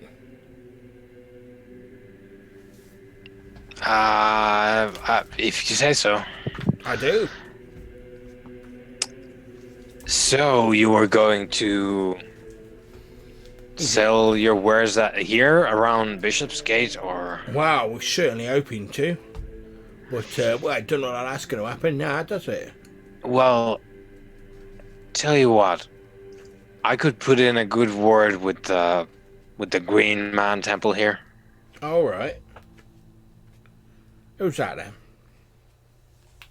Well, it's them over there, and I'll point at the temple. All right, yeah. Yeah, so I I know some people in there, and I could put in a good word for you if you wanted to perhaps sponsor this endeavor. You are? Look, I can tell them to buy your stuff if you give some of your stuff to me. Oh, That's right. what I'm saying. Why? He says, well, yeah, but obviously you'd have to like pay me for some of it. I can't just go giving it away. That'd be mental. Okay, so what do you have? He says, he goes over to his cart and he like opens up like a sort of hatch on the side of it, rummages around for a while, and he comes out with a small dagger, which appears to be made of a sort of grey-green metal, and he sort of like spins it around on a finger, and he's like, "Look at that! There you go. Tell me you ever see the fight of one of them in now." I'll hold my hand out. He passes it over to you. Yep. So It's a dagger, I presume. Yeah. As far as I can tell. Yep.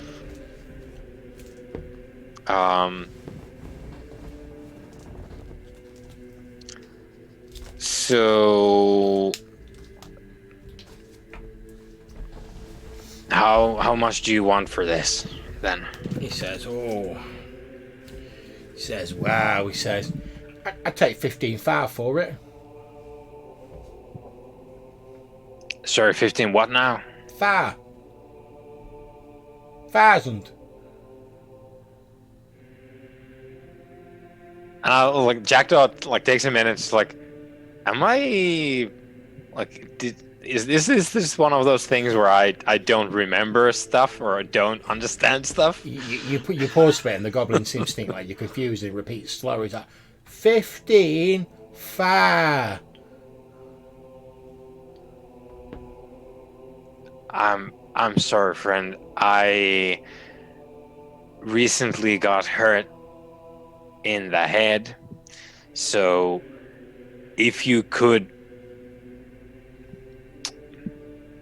explain to me exactly what kind of coin in which quantity are we talking here. Again, apologies. An old war wound that flared up. Oh, £15,000. Yes, I think I remember.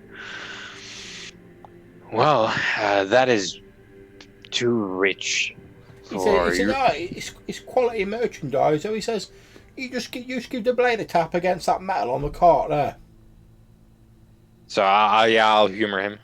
Okay, you tap the blade on the metal, and as you do, it makes no sound whatsoever as you tap it on the metal. Huh. Does it also work if... And I'll point at like some vagrant, like another ragged individual. Like, if I were to stick this into his gut, Yeah. would he make a sound? Well, probably, yeah. All right, yeah. The dagger wouldn't know. Yeah, I imagine it would be quite silent in his gut, yes. He says, yeah, and he says, well, it's pretty handy and it's pretty sharp and it'll stay sharp as well. That's very good, very good. However, And he says, I tell you what as well. Mhm. Although it's not so great shakes against, like your heavier, your metal armors and your whatnots. Anything less than that, go through them like a knife through butter. So very good for hunting then, skinning things, you mean? For hunting, for skinning, you come up against anyone with like cloth armor and like anything less than metal. Smooth as you like. Yeah, that'd be handy if you were the type of person to stick bladed objects into individuals. That's right. Hmm. I was hoping, to be honest, I hear that there's a lot of these like religious types who use like particular weapons and whatnot, and like special knives when they're doing like their blessings and their ceremonies and that. I was hoping I could offload some for that. I think you will definitely get a sale for this, and I'll hand it back to him. He said, "Oh, thanks." I tell you what, like if you keep one of those around for when I maybe have the kind of coin that you require for this quality merchandise. He says, "Well, I can't guarantee it, Squire. I mean, it depends on how the old medium suppliers are going, doesn't it?" Yeah, well, if it comes to that, I'll get you the materials. He says, "But if you do find yourself with like 15,000 to spare," Mm-hmm. and he like leans in a bit, like with his massive like conch, and he like looks Mhm. around, and he's like, "I tell you what, you want to come to the Silent Forge in Barward? That's where you want to come, Silent Forge." Very, very good, very good. I'll keep that in mind. Another mushroom, and I'll Oh, thanks. dig out one more. Yep. He says, "Yeah, you just ask for old Bulgir at the Silent Forge." Yep. That sound. Yep. Mm-hmm. You can't miss it. It's a big stone building, one of the tallest in Barward. Yeah, I'll ask around if I get lost. Oh yeah, everyone knows where the Silent Forge Yeah. is. And Anyway, please welcome to Bishopsgate. Hopefully you won't get accosted anymore by these ruffians, these bandits. he says, "You don't mind me asking?" He says, "I can tell by the way you're handling that dagger that you're a bit handy with that sort of thing. You mind if I've buttered some bread in my time. Yes. Oh, I get you. He says, well, I've heard a rumour that there's an expedition going on to foreign shores." Mm-hmm. And he says, "Wow, rumour on the grapevine is that they're going to look for one of the lost Gloomian blades." This expedition would be That's what explicitly going out for this sort of thing. That's what I heard. Well, that's very interesting. He says, "Well, yeah," he says, we certainly be interested in it in Barward." He says, "Well, Gloomium," he says, "well, that's what we smelt down to make Midium, innit?" Mm-hmm. He goes, "Well, but we've only ever heard like legends of like swords made out of actual like pure Gloomium." Yeah, I think that's probably where those swords are gonna stay. But He says, well, he says, "Well, if you believe the stories, the first king of the Avonlands had one of them."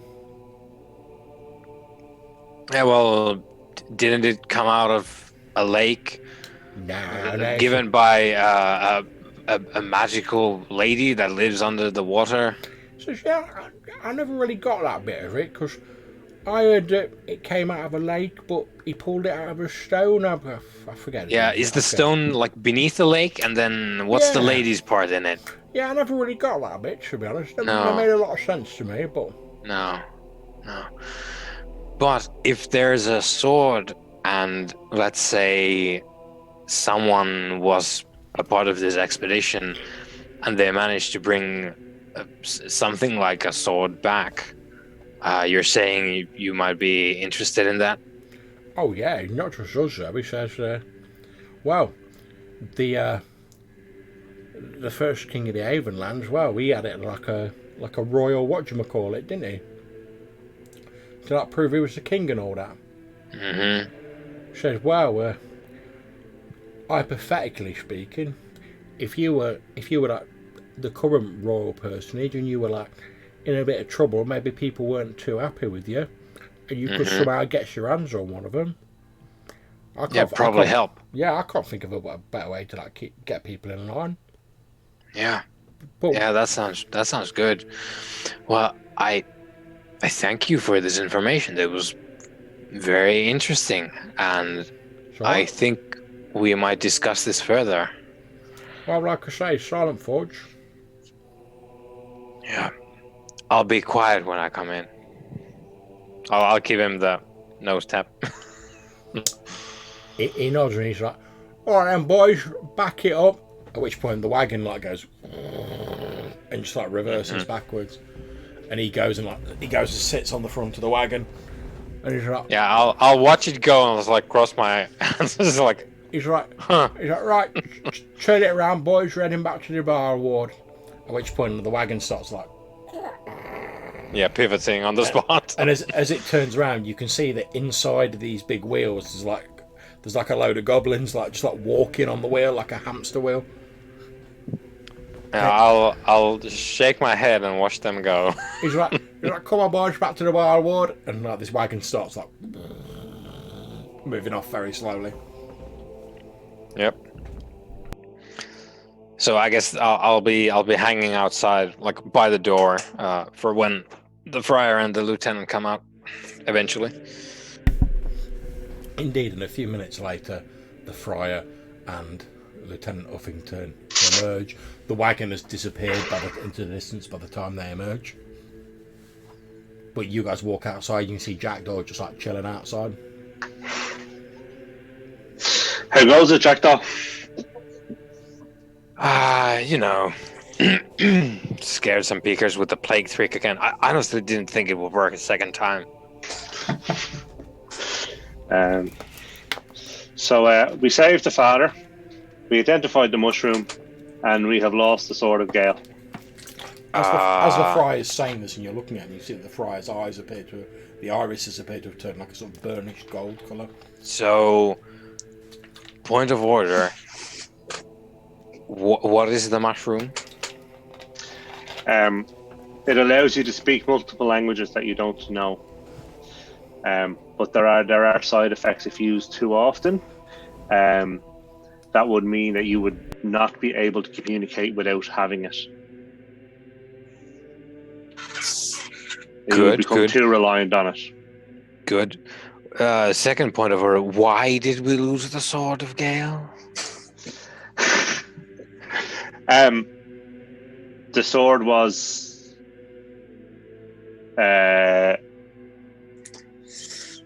taken from us after we used it to cure the father. Yeah, it was like Okay. ingredients for a spell, perhaps. And what's going on around these parts, Friar? I'm trying to work out if I have a mirror. Yeah, I can take like a blade and try and make a shitty small mirror out of it. I don't know. I guess it's been like that, according to the lieutenant, since the sword disappeared. So I don't know if that means I'm blessed by Gale or I'm no longer blessed by Gale. Or Well, let me tell you, that's what we're going to say. yes, Yeah. Absolutely. We're the Knights of Gale, led by a Gale blessed friar. Yes, We have a Most- banner. most definitely. And we're going to get you a sword, a bunch of oil, and we're gonna let Yes, Gale do the rest. So yeah, so I guess that's it. Should we? I need to go and buy a sword and some oil. Yep. Tinderbox.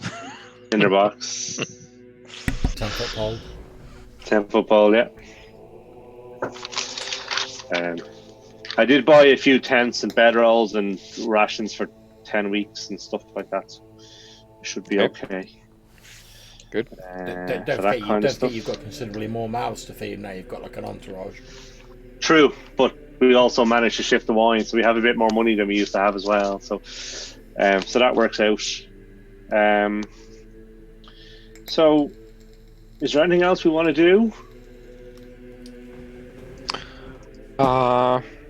Well, if we do have spare time before we go, Jackdaw could try and decipher the note that we found inside the rib cage a little while Okay. back.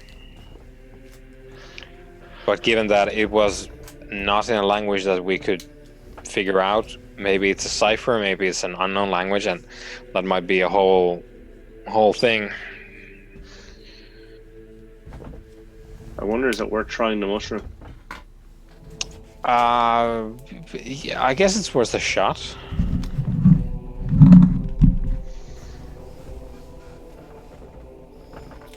Okay, so if I'm correct, what you want to do is you want to eat the magical mushroom to try and work out what the notes.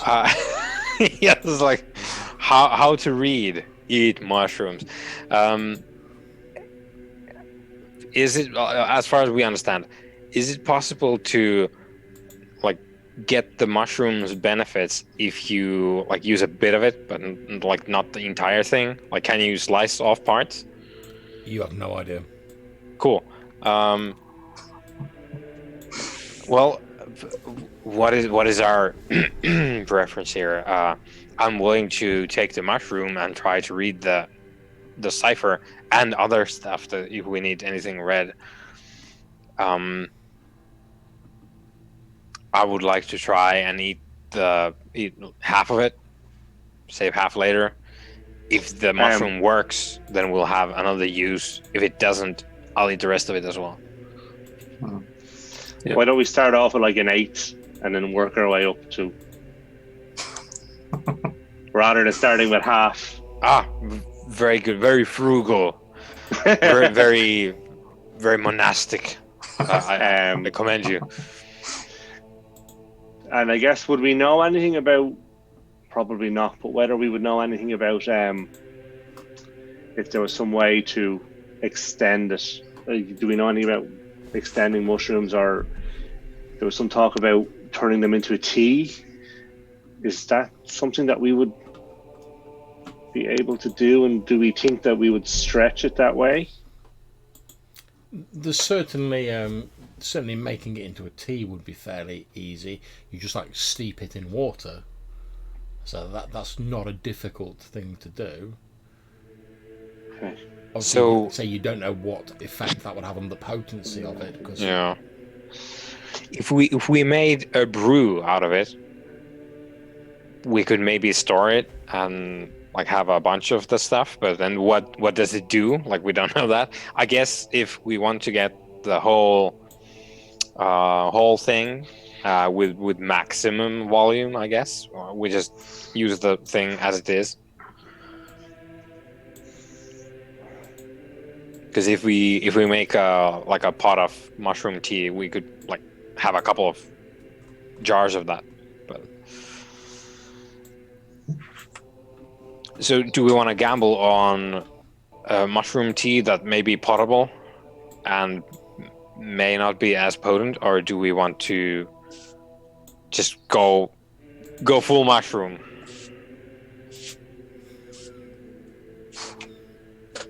Full tripping of the balls variety.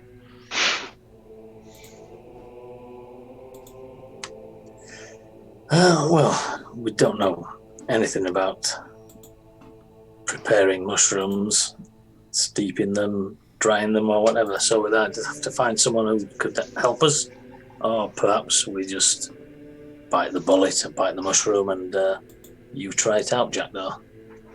An eighth at a time.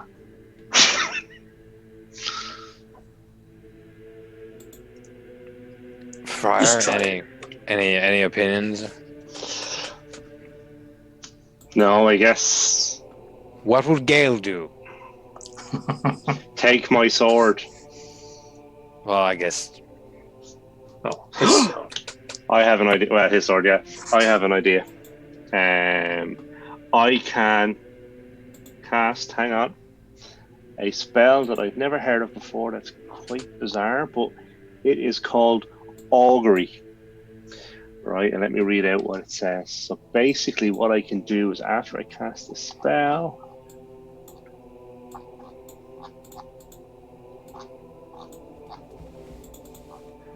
right. By using a suitable focus, an augury can tell the caster whether the particular action will bring good or bad results for the caster in the immediate future. The base chance for receiving a meaningful reply is 70% plus 1% per caster level. The castle keeper makes the roll secretly. The castle keeper may determine that the question is so straightforward that a successful result is automatic, or so vague as to have no chance of success.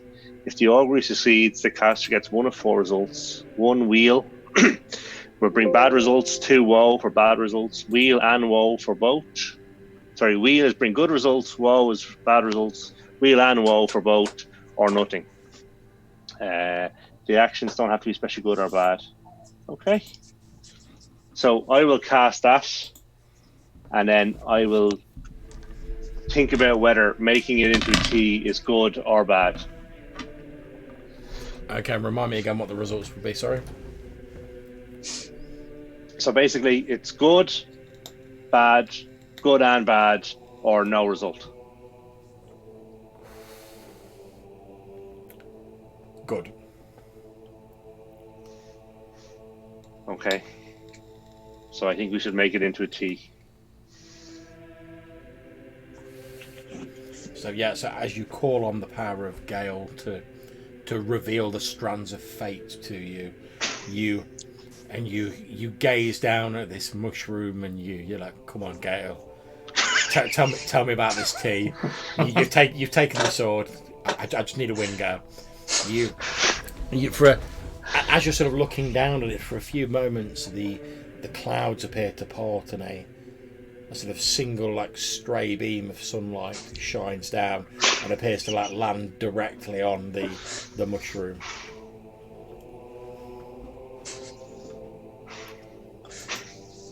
Well, I don't know what to make of this. Like, does this? If I eat this, is a sword gonna burst out of me, or like what? No, I think we should use it to make tea. My sense is that the tea will be much more valuable, will last longer, we'll get more out of it. So I suggest we go home and make the tea. I'll tell you from a sort of game mechanic point of view, just to make it like clear. If you, because obviously you now know it's a good idea, you're planning on doing it anyway. If you make it into a tea, effectively instead of like getting like the one dose nom nom nom, I get the effect from the mushroom. You'll effectively get 2 doses because you've stretched it out, and you won't have to worry about how long they last. As long as you're not keeping it for like years and years, it'll be grand. Yeah. Sealed bottles and everything. Exactly, yeah. So Okay. you'll effectively like double the amount of doses of it you have available, and you've removed any worries about it lasting. Science and religion, I guess. let our powers combine. Yeah. Captain Mushroom. That's it. Okay, so I guess we brew the mushroom tea over a couple of hours, I guess, or I don't know how all that works. But Just out of interest, which of you is going to be the brewer? Because obviously it's a process. I'm guessing the friar might have even like some experience with that sort of deal, being a I friar. was just kind of thinking that he would, that he's big into his beers and whatnot. I would have spent some time in the monastery kind of brewing ales and Okay, whatnot. that's So absolutely fine. So roll me a d6 friar, and as long as you get anything but a 1, you're grand. Don't say that. You are grand. So it takes a few hours, and like it probably won't be properly ready until like the end of the day, because you have to let it settle and let it infuse, etc. But you effectively boil some water. You chop up the mushroom very finely. You put it in the water. You let it steep for a number of hours.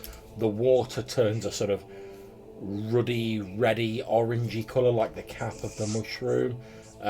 You then strain the mushroom bits out. They're effectively useless now. All the good stuff's gone out of them, so you like get rid of them.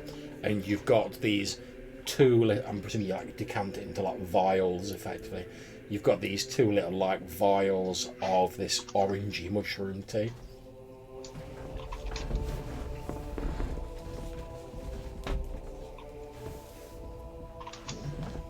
excellent. Okay.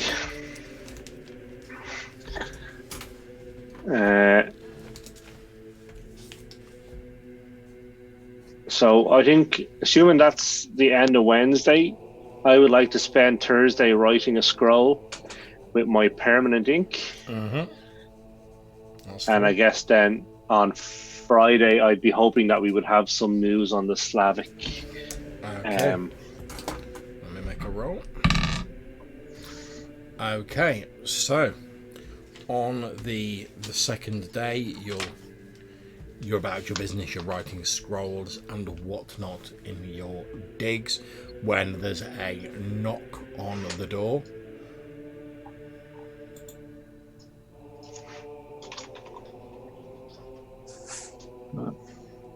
Okay. Whoever's closest, if I'm closest, I'll go and open the door. Okay, so Yeah. you open the door. You can see Fred Kidwell of the Red Moths stood there. He's holding a pipe, and he's like a little bit of rain's falling now, and he's like stood there, sort of like under the overhang of the ceiling. Like, Fred, is it? Come in. cheers, and he walks in. He's like, oh, nice, like what you've done with the place. Yeah. Make it our own. Put our own stamp on it. He's I'm assuming you're sort of like in one of the other rooms, like in the peace and quiet, to like do your scroll fry. He looks around. He's like, the monk about. Yeah, just a second. Go on, lean in. Friar, you've got a visitor. Excellent. And then I'll come out and I'll go, hey, Fred, how are you? Any news for me? I'm all right, folks. He says, as it happens, think I found a fella you're looking for. One too excellent. difficult. Like you say, fairly easy to track. He's staying at a tavern in Marketgate. Okay, and what's this tavern called? The Kelp and Margrave. Count of Margrave. Okay. Not Count, Kelp. Kelp and Oh, Margrave. Kelp. Jesus. Okay. Any idea what he's doing there? No, I didn't hang around to find out what he was up to. He was drinking when I saw him. Ah. But you said you Okay. wanted this news fairly urgently, so I came. Yeah, straight no, I back. do, and I appreciate it. That's all right. And I will throw him 10 gold coins for his diligence. He catches it and he's like, "Oh, thanks very much for it. Much obliged." So Appreciate it. anything else you need to find out, you just give old Fred a nod. I will indeed, Fred. Thank you very much. Especially if you're paying for it, like, and he like has a bit of a chuckle to himself. Excellent. Well, And, I don't mean anything by it, Father, but times is hard. Times is hard. They are. Is Markygate our side of the river? It is indeed. Yeah. Excellent. So I will finish my writing and then start heading for Markygate to try and find this gentleman. Okay, that's absolutely fine. So, are the rest of you going with him? What are the rest of you up to? I would have checked with the friar if he wants company. Yes, because this may not go all that well, and he was pretty big.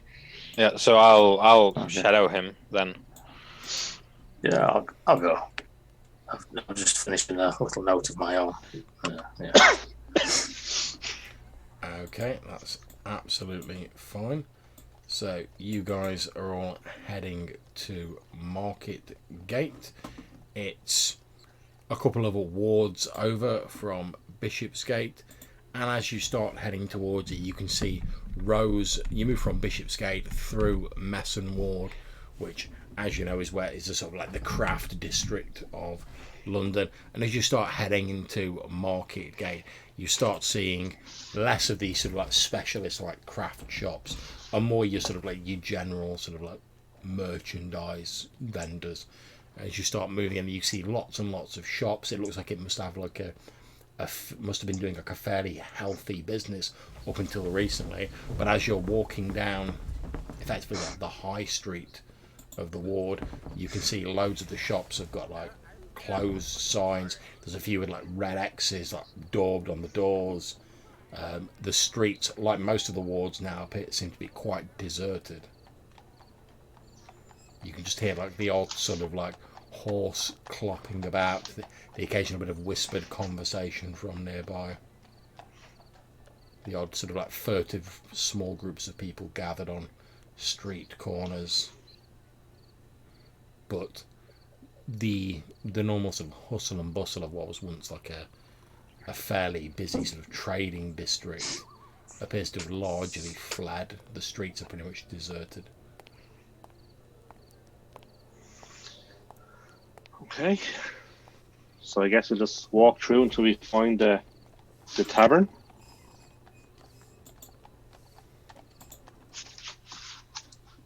Okay, that's absolutely fine. You make your way through, like I say, a light rain's falling now, and after looking around, you weren't really given any direction. It takes you a couple of hours, but after searching around for some time, you see a sort of creaking wooden sign against a small tavern. It appears to show a a man sort of dressed in like a frilly shirt, sort of typical sort of like noble attire, but wearing like a breastplate and a sword. He appears to be sort of like sinking in some sort of swamp or marsh, and you can see like all these sort of like green vines growing up and around him, and sort of carved into the wooden sign underneath is the name Kelpend Margrave. Okay. So is there any windows or anything that I can kind of look in to see if this guy is around? You look around, there are a few windows, but they appear to have like wooden shutters drawn over them. Okay. So I guess I'll just walk in the door and see what's going on inside. Okay, you walk inside, and it's a fairly sort of spacious little place. It's not the biggest tavern you've ever been in, but it looks fairly clean, fairly well kept, pretty sort of business-like. It's not the sort of rough and tumble like dives you'd get south of the river. It looks sort of quite functional. It's the sort of Havenlands equivalent of like a trendy wine bar. As you head in, though, the normal sort of conversation and the hubbub you'd expect in a place like this is pretty much absent. There's 4 people that you can see in here. The sort of main room appears to be like in an L shape, so you can't really sort of see round the other side, but you can just see like 4 sort of people sat looking fairly miserable, you know, sort of like staring into their pints and like sipping them. They're sort of like talking in murmured tones. The conversation dies away as like you open the door, Friar, and they sort of glance up in your direction a little bit fearfully at first, but then sort of like seeing that you're obviously not like a plague victim or like a witch hunter or anything like that, they just sort of go back to their like miserable drinks. Okay. He's much worse. Yes, he is. Exactly. And the 4 I can see, they're not the guy we're looking for, right? No, they're quite considerably like normal sized people. Okay. Well, and is there I'm following him. Is there anyone behind the bar? Okay, you can indeed see a fairly short man with a sort of red beard and like red hair tied back in a ponytail, fairly sort of pale skin. He's running a cloth over the bar, sort of polishing it. Okay. So I will kind of walk up to the bar and just order an ale for myself and the lieutenant, and just inquire about whether or not there's a massive mercenary with a 2-handed sword around that we are looking to hire him. Yeah. This guy's like a fairly sort of like thick sort of like accent. He's like, "Oh, hiya, big fella. He's around there." Aye. So I'll just pay him for the 2 drinks and then we'll walk around. It costs you like a couple of copper for like a couple of like small beers. And he passes these like beers over to you in like fairly sort of simple like pewter tankards. And he's like, Okay. "No, I didn't want any trouble in the Kelpend Margrave. It's a good place. Not that you'd know it at the minute with the lack of business, like." Shouldn't be any trouble. Just a brief discussion and then we should be on our way. Right. So I guess you definitely shouldn't recognize me because my eyes are now a different color. And you don't So have that's- a bag? over your my head? face, yeah. Yeah. Well, anyway, we'll see how it goes. So I guess, yeah, I'll walk around the corner and see, is he there on his own or is he there with other people, and see what's going on. Okay, you walk around the corner. You can see that there's a few other tables. Most of them are deserted. However, seated on a table at the far end of the tavern is this huge figure that you recognise from your previous missions. You can see he's not wearing like the full sort of like metal armour he was wearing previously, although he's sort of there. He's basically wearing like a, I suppose, sort of like long johns would be like the nearest equivalent, you know, to like the undergarments you'd wear under armour. He's like I say, he's about sort of 7 foot-ish. He's rippling muscles. You can see that he does have his sword with him, but it's like on the table in front of him, and he's sat there with what appears to be like a ridiculously, basically like a bucket full of beer. And he's sort of like, he's basically just like picked up the bucket, and he's like this as you're sort of walking around. Okay.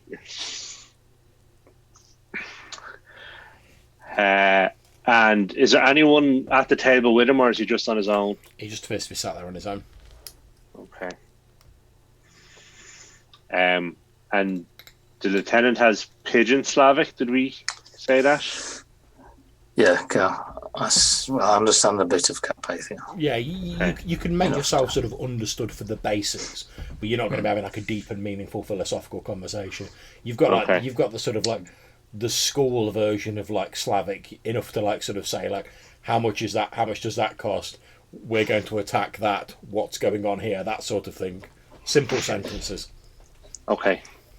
So I guess then we'll get the lieutenant to ask him, is he looking for work? Yeah. Afternoon, are you looking for work? I can work.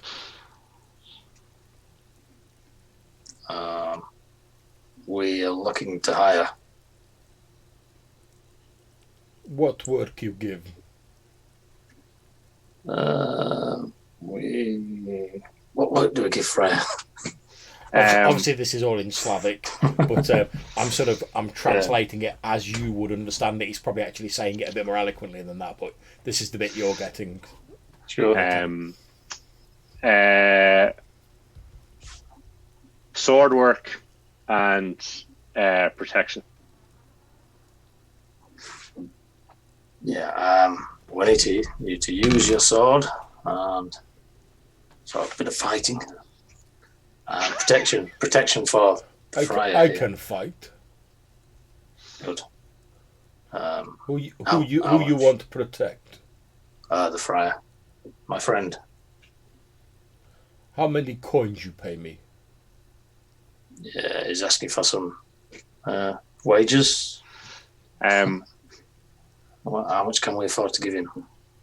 I tell him we'll give him a half share of everything we find. A half, not half. That needs to be a little bit cute around that. Start with 500 and see what he says. Woo. For okay. For how long? I like that. Start at 500. For 3 months. Child. 500 for 3 months. Oh lordy. Wow. But 3 months' work, 500 British English pounds. Yeah. Okay.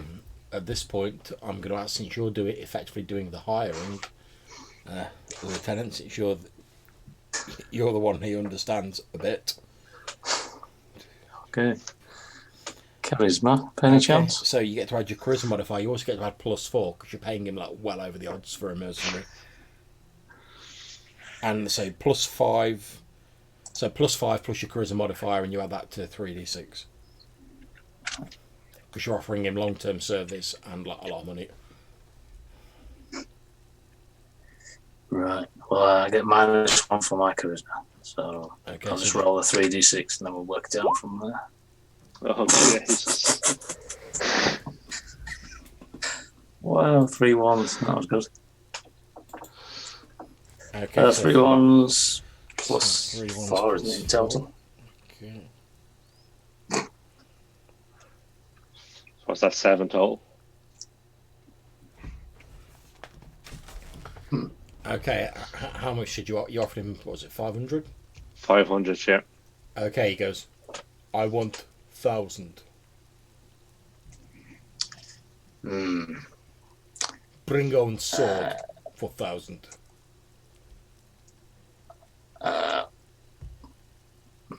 1,000. You not have to equip. Yeah.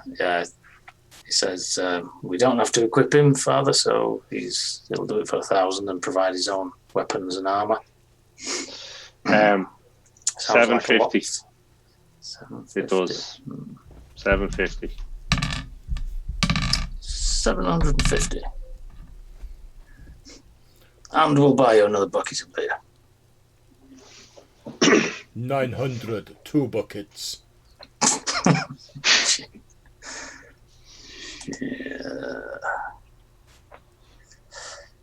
It's expensive. Are we bothered?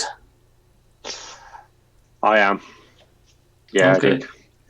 Shall we say 900 then? And two buckets of beer. Yeah.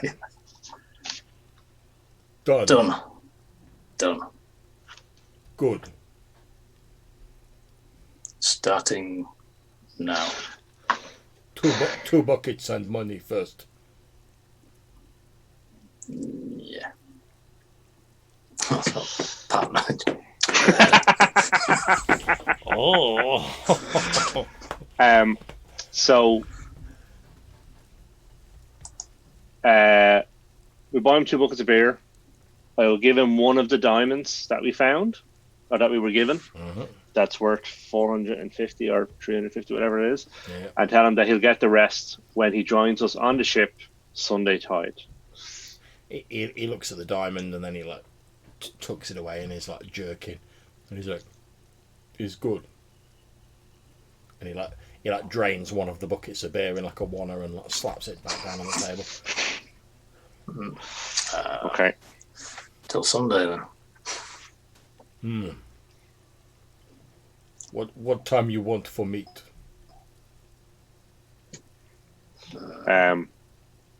If you'd just be at the docks on dawn, I think they'll probably be sailing at first tide. Can't just remember. But yeah, dawn we'll find you, I'm sure. It's good. Yeah. Yeah. Yeah. Ciao. He holds out hands and says, "Gregor." Oh, Richard. Good to meet you, Richard. Ciao. Yeah. This is Friar Dunstan. He nods at you. I just nod back.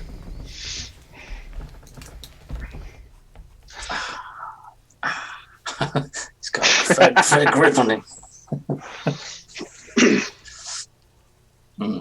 Well, that's it. I hope he's worth it, Father. Friar. Only time will tell. But I have a good sense.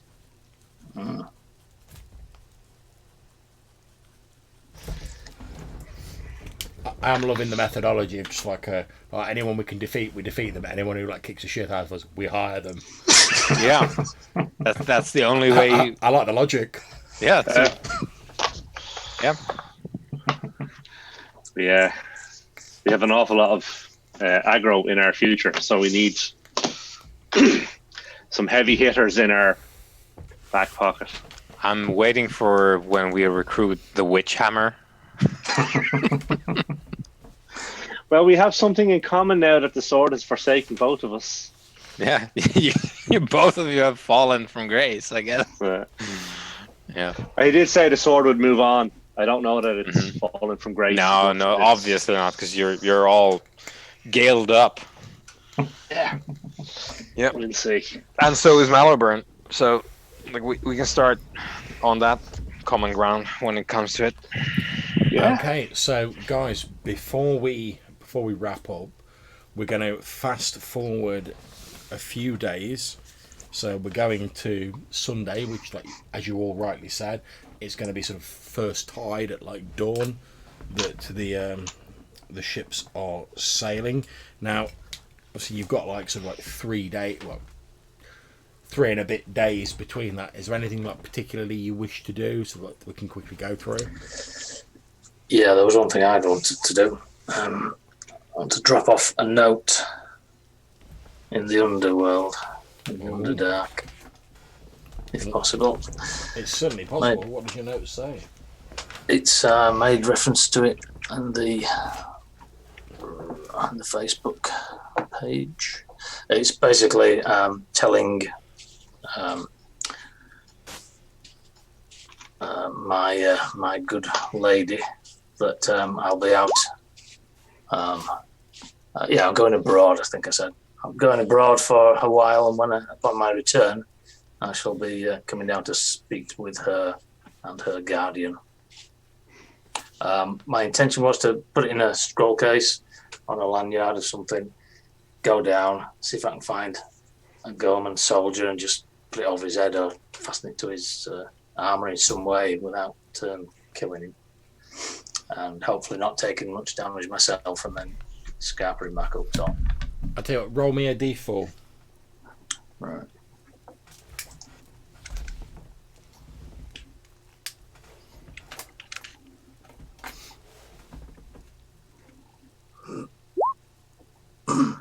Four. Okay, let's see. So during this, like with your various sort of like tomfoolery down in like the middle gloom, you've taken like 4 hit points of damage. However, since it's 3 days, you will have recovered all but one of those. So next session you'll be starting 1 hit point down. Alright. But I shan't mention it to anyone. If anyone asks, I'll just say I cut myself shaving and move on.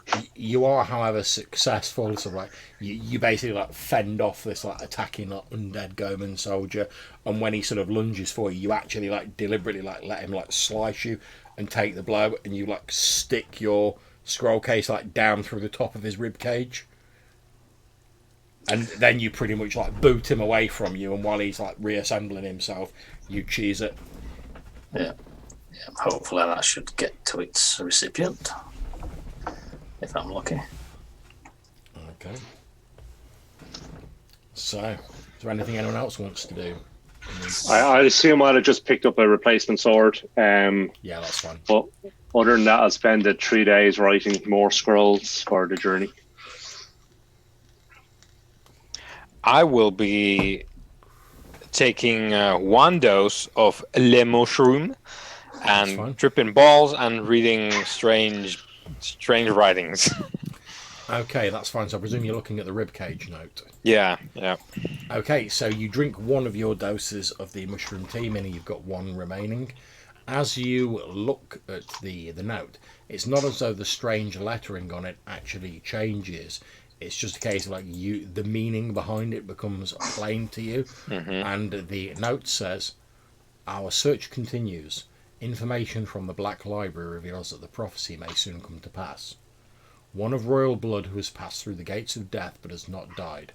He will come to you marked by his enemies but triumphant and holding the power of life and death in his hands. When he stirs, the sun will run black and the streets red with blood. Those who languish in shadow will take their rightful place. Those of us loyal to the worship of his divine shadow must scour the land and search for the chosen one." Am I able to transcribe this? Yes. Into a different language? Yep. At the moment, you can pretty much like speak and write any language you wish. Mm-hmm. Alrighty then. Well, I will definitely transcribe that into Havenlander, and is there anything else that we need read while I'm high?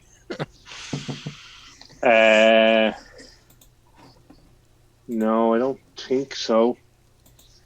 Just we Because don't know what the Pearl does, but there's no communication I'm going to be able to get on that. Yeah. So if there's nothing else, I probably would have gone to the university library, necked the mushroom tea over there, read the note, and then spent like that particular day reading stuff that I usually can't read in the library. Mm-hmm. That's fine. I've in the treasure section where the mysterious note handout is, I've added in the description. I've added in blue text the translation. Mm-hmm. Righto. Just to make sure, I don't understand what the languages. I just know what the meaning of the words is, right? That's correct. Yeah. Yeah, cool. Okay, so I read probably randomly at the library while I can. So nothing a special note there. So that's absolutely fine. What I will say though is I will say during the roll me a d6.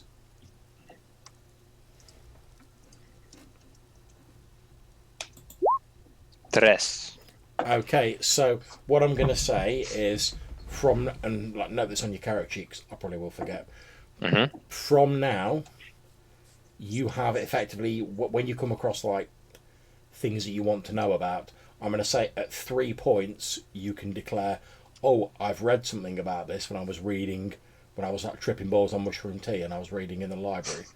So you won't remember like massive loads about it, but like you've got 3 times you can effectively like pull a factoid out of like thin air that you've read previously. Three times of acid flashbacks. Yeah. So basically, just like a random like ridiculous example, if you guys came across like a werewolf and you're like, "Oh, I don't know about werewolves," you could be like, in a sort of, I suppose, like Dungeon World style, you could be like, "Oh, Spout Lauren." Yeah, you can either say like, "Oh, can I know one fact about werewolves?" Or as long as it doesn't like conflict with anything, you can like make up a fact about werewolves. Yeah. So you could be like, "Oh, I don't know about werewolves," and I'll be like, "Oh yeah, they're injured by silver or whatever." Or you could be like, "Oh yeah, I remember reading that like werewolves can't cross like a line of iron filings," and I'll probably be like, "Yeah." Yeah. The Loup Garou, it does not cross the iron filings. That's it. So you've got 3 goes on that basically. Yeah. Cool. Yeah. I noted it down. That's nice. Okay. So on the morning of Sunday the 16th of October, there's still a light rain falling, but it's starting to clear a bit, leaving a mist hanging over the harbour as you gather there. You're not the only people gathered. There's people already like heading up onto the ships. You can see 3 ships there. There is the flagship, the Victory. There is the Spirit of Ambition, and the Brilliance are the 3 ships. You're surrounded by your hirelings. So you've got your 5 infantry and your archers there. Thomas Fallows is getting them all in order. You've got your young, excitable little sort of herald lad, Jeremy Lockton, who's like stood between the lieutenant and Thomas Fallows, so proudly holding up this banner to Gale, who's like he turns and looks up at you, wide-eyed, Lieutenant, and he's like, do you think the rumours are true? Do you think we'll really see like fairies and elves and everything in Emerald, sir? Absolutely. And he gets that sort of like, wow look on his face, like proper, like his eyes are like half the size of his face as he's sort of like looking up at you. You've also got the man mountain that is Gregor, now wearing like his full plate with like his broadsword like on his back. It was like stood next to you, and he's actually been quite handy because when the lieutenant's next to him and he's like, "Gregor, we need to like get to the front of this crowd," and he's just like just like wading through, like pushing people out of the way, and like you guys are just like following this like wake he's leaving through the people. Money well spent already. Okay, you can see that the crowds appear to be sort of heading. It's almost split into like 3 sort of prongs heading towards the different ships. Now, thanks to you guys like hiring Gregor, you're not really being sort of like just having to go with the flow of the crowd like most people are doing. You can pretty much choose where you want to go because you just like Gregor over there. So, which of these ships are you guys heading towards? It feels like we don't want to be on the flagship, right?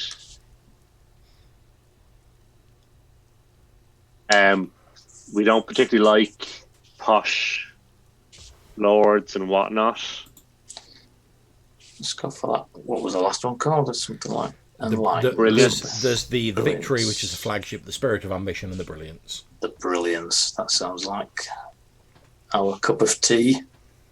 Yes. Yeah, I was gonna go for the Spirit of Ambition because that's kind of on brand as well.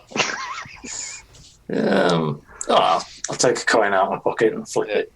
Okay. Heads the brilliance. Okay, so roll me a d6. Roll me a d6.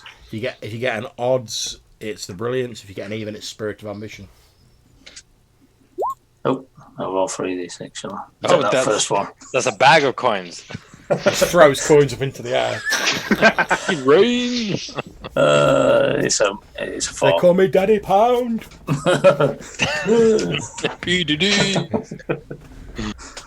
Yeah, 4. So it was the ambition, wasn't it? Yep. Yep. Ambition it is. You win, Jack, though. To be fair though, we are both brilliant and ambitious. Could Indeed. have gone either way. Left turn, Gregor.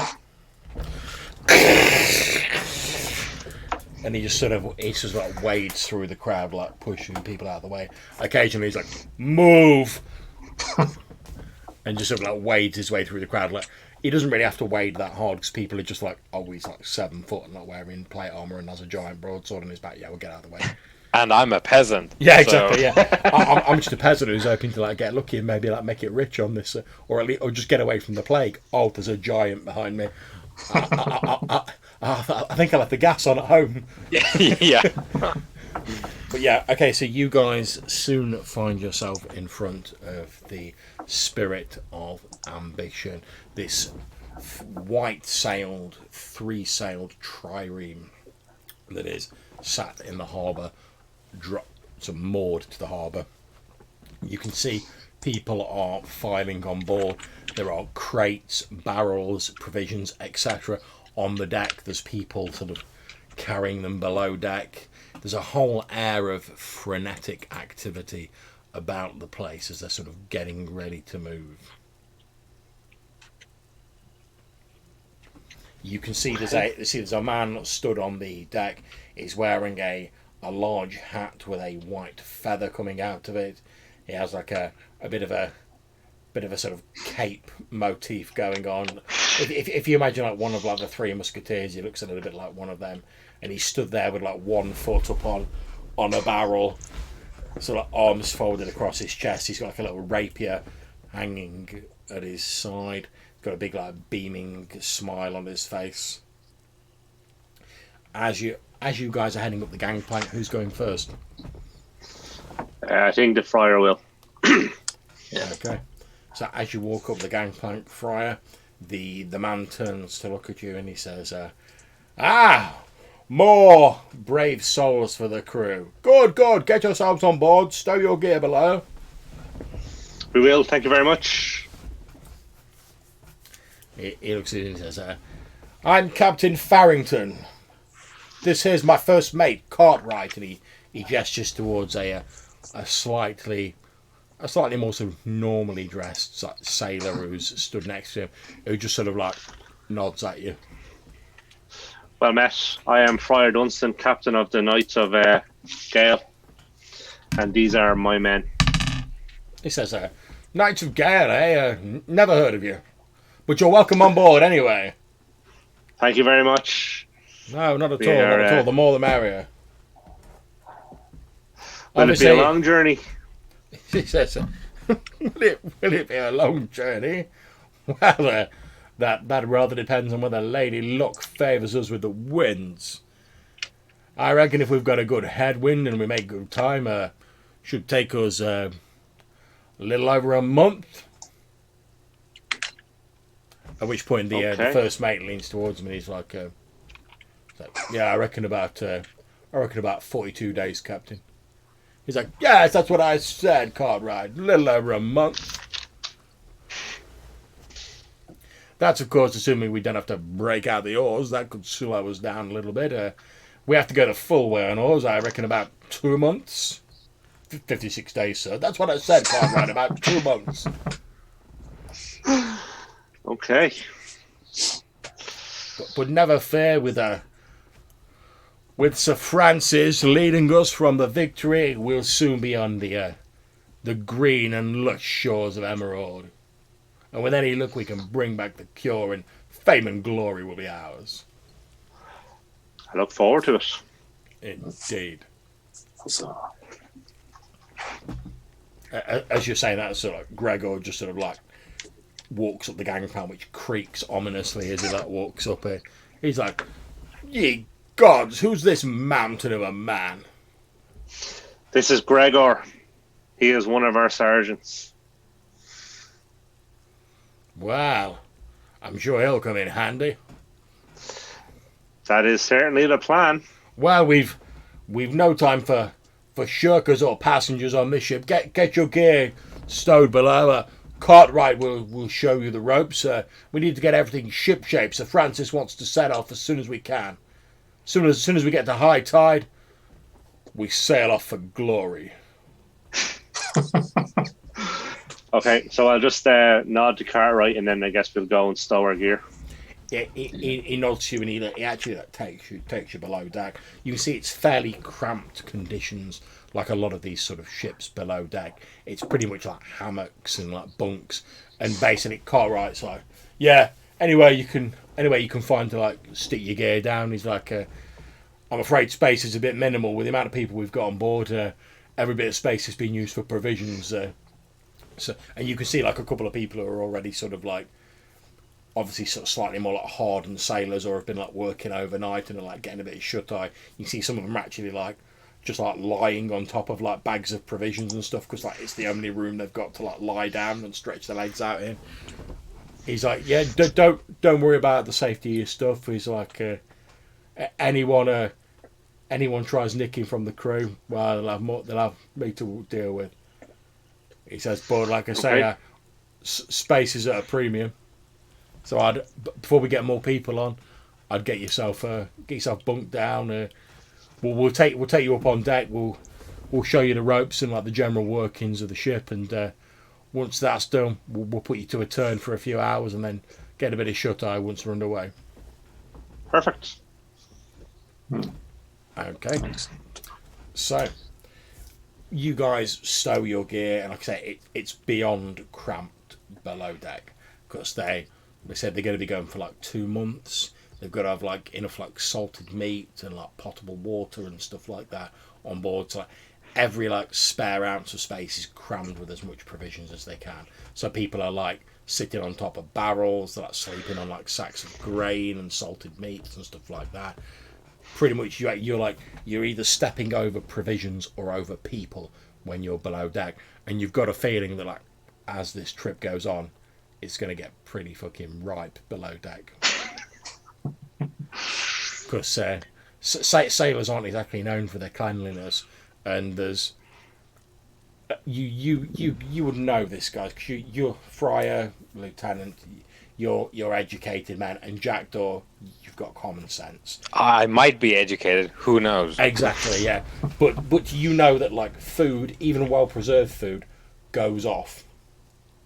So you're pretty sure that like at least some of this stuff isn't going to make the entire like journey there and back. That's potentially going to take a couple of months. So as once the journey starts, you're going to have like the smell of like sweat and like dirty clothes and possibly rotting. It's going to get pretty horrible below deck. But Okay. you're taken on board the top deck by Cartwright, who sort of shows you the very basics of, like getting the ropes in, like pulling the sails up, checking the rigging, like swabbing the decks, stuff like all the normal sort of stuff you would do like on the day-to-day on a ship. So I'm going to ask each of you, can you please make me a Constitution roll? And this isn't to see if you take any damage or anything. This is just to see in general sort of like how you're coping with like the sort of rigors of shipboard life. Okay. So, Lieutenant, perhaps it's because of your war wounds, or perhaps it's like muscle groups that you're not used to working. You're feeling, or maybe it's even your thoughts about Juliet and the letter you left her. But you're still pulling your weight. Don't get me wrong, but you're starting. Maybe it's the fact you're a bit older than your companions, but you are starting to feel quite tired. Fry Dunstan, you're doing okay, but it is, even for people who have got the constitution of a horse, it's back-breaking work as you're getting this ship ready, because everything's being done at like double speed, quick time, because they want to get going as soon as the tide's up. However, Jackdaw, you are just like smashing your way through like to the point where you're like you start to wonder like maybe you were like because as you're doing it all feels very familiar. I mean, you're thinking like maybe I did some like work on ships in the past. Yeah, I mean, who knows? But as sort of like you seem to be like picking it up a lot quicker, and as a result, you're sort of like you're almost like remembering like little shortcuts and like always a few things I can do here that like he's not really told me, but like it'll help me out. It'll make it less wearing on myself, and you're like passing these on to your companions so that it's being a little bit easier on them. So there's a few times where you can see like the lieutenants like starting to like flag a little bit, and you're like, oh, lieutenant, just like tie the knot like this and just pull it through. Then it'll be far easier and stuff like that. Like I say, as he's talking to you, lieutenant, like Jackdaw seems to be very at home on board this ship. Looks like you've found another of your skills, Jackdaw. Thank you. Yeah. I might have been in the Navy, I guess. On a ship for the Crown. I don't know. It feels good though. I think. I'm not really sure about a lot of things. Okay, so you've all been preparing the ship. You guys are sort of like, you finished your shift effectively on deck. You've been up on there for like a few hours, sort of 3-4 hours, sort of like working away. The ship's all ship shape. You've Cartwright's come over and he's like, right, go get yourself some shut eye. Next lot coming up on shift, and you see some of the other like sailors sort of coming up from below. They had their nap. Now they're being like rotated onto the deck. You see the sun's rising above the horizon now. The tide is high. The wind has sort of started to pick up. But you hear the sails like as the wind's catching in the sails. At which point, Captain Farrington is like, "Haul the anchor. We make sail." And he stood there like his foot up on this barrel still. At this moment, like hearing this, I will turn to my companions and I'll say, "I'll give him 3 days when we reach the shore, and he's gonna be dead." And I just like stare at this display of daring do and Indeed. adventurous spirit that he's exhibiting. Okay. So the anchor is pulled up. The spirit of ambition starts to move slowly out of the harbour. And I'm just going to see if I can switch the map over.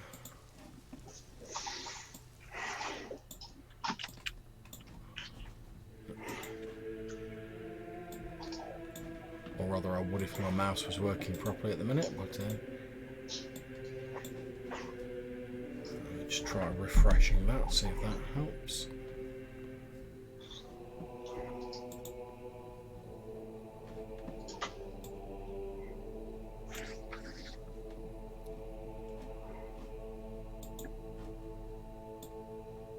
There we go. Okay, and if you zoom in on that, guys, I'm going to see if I can send to you. I have no idea whether that's worked. Yep. Okay, yep, so you can see the icon of the boat there. So, as you guys set out over the next couple of days, you start sailing out of the Thames water estuary. You can see that you're obviously planning to go round the coast here. As was said earlier, you're going to travel around the southern coast of the Havenlands, up the west coast and across the Emerald Sea to the Isle of Emerald itself. And we will pick up next time with your journey and see what hijinks you get up to then. Who knows? Will Gregor eat all of the ship's rations? Will Captain Farrington last more than a few days at sea? We will find out next time. Thank you very much for playing the session, guys. I hope you enjoyed it as much as I enjoyed running it. Yeah, thank you very much. That was fun. Obviously, as always, I am happy to chat. But for now, thanks to my wonderful players, and thanks to anyone who is watching. We will see you soon. Take care.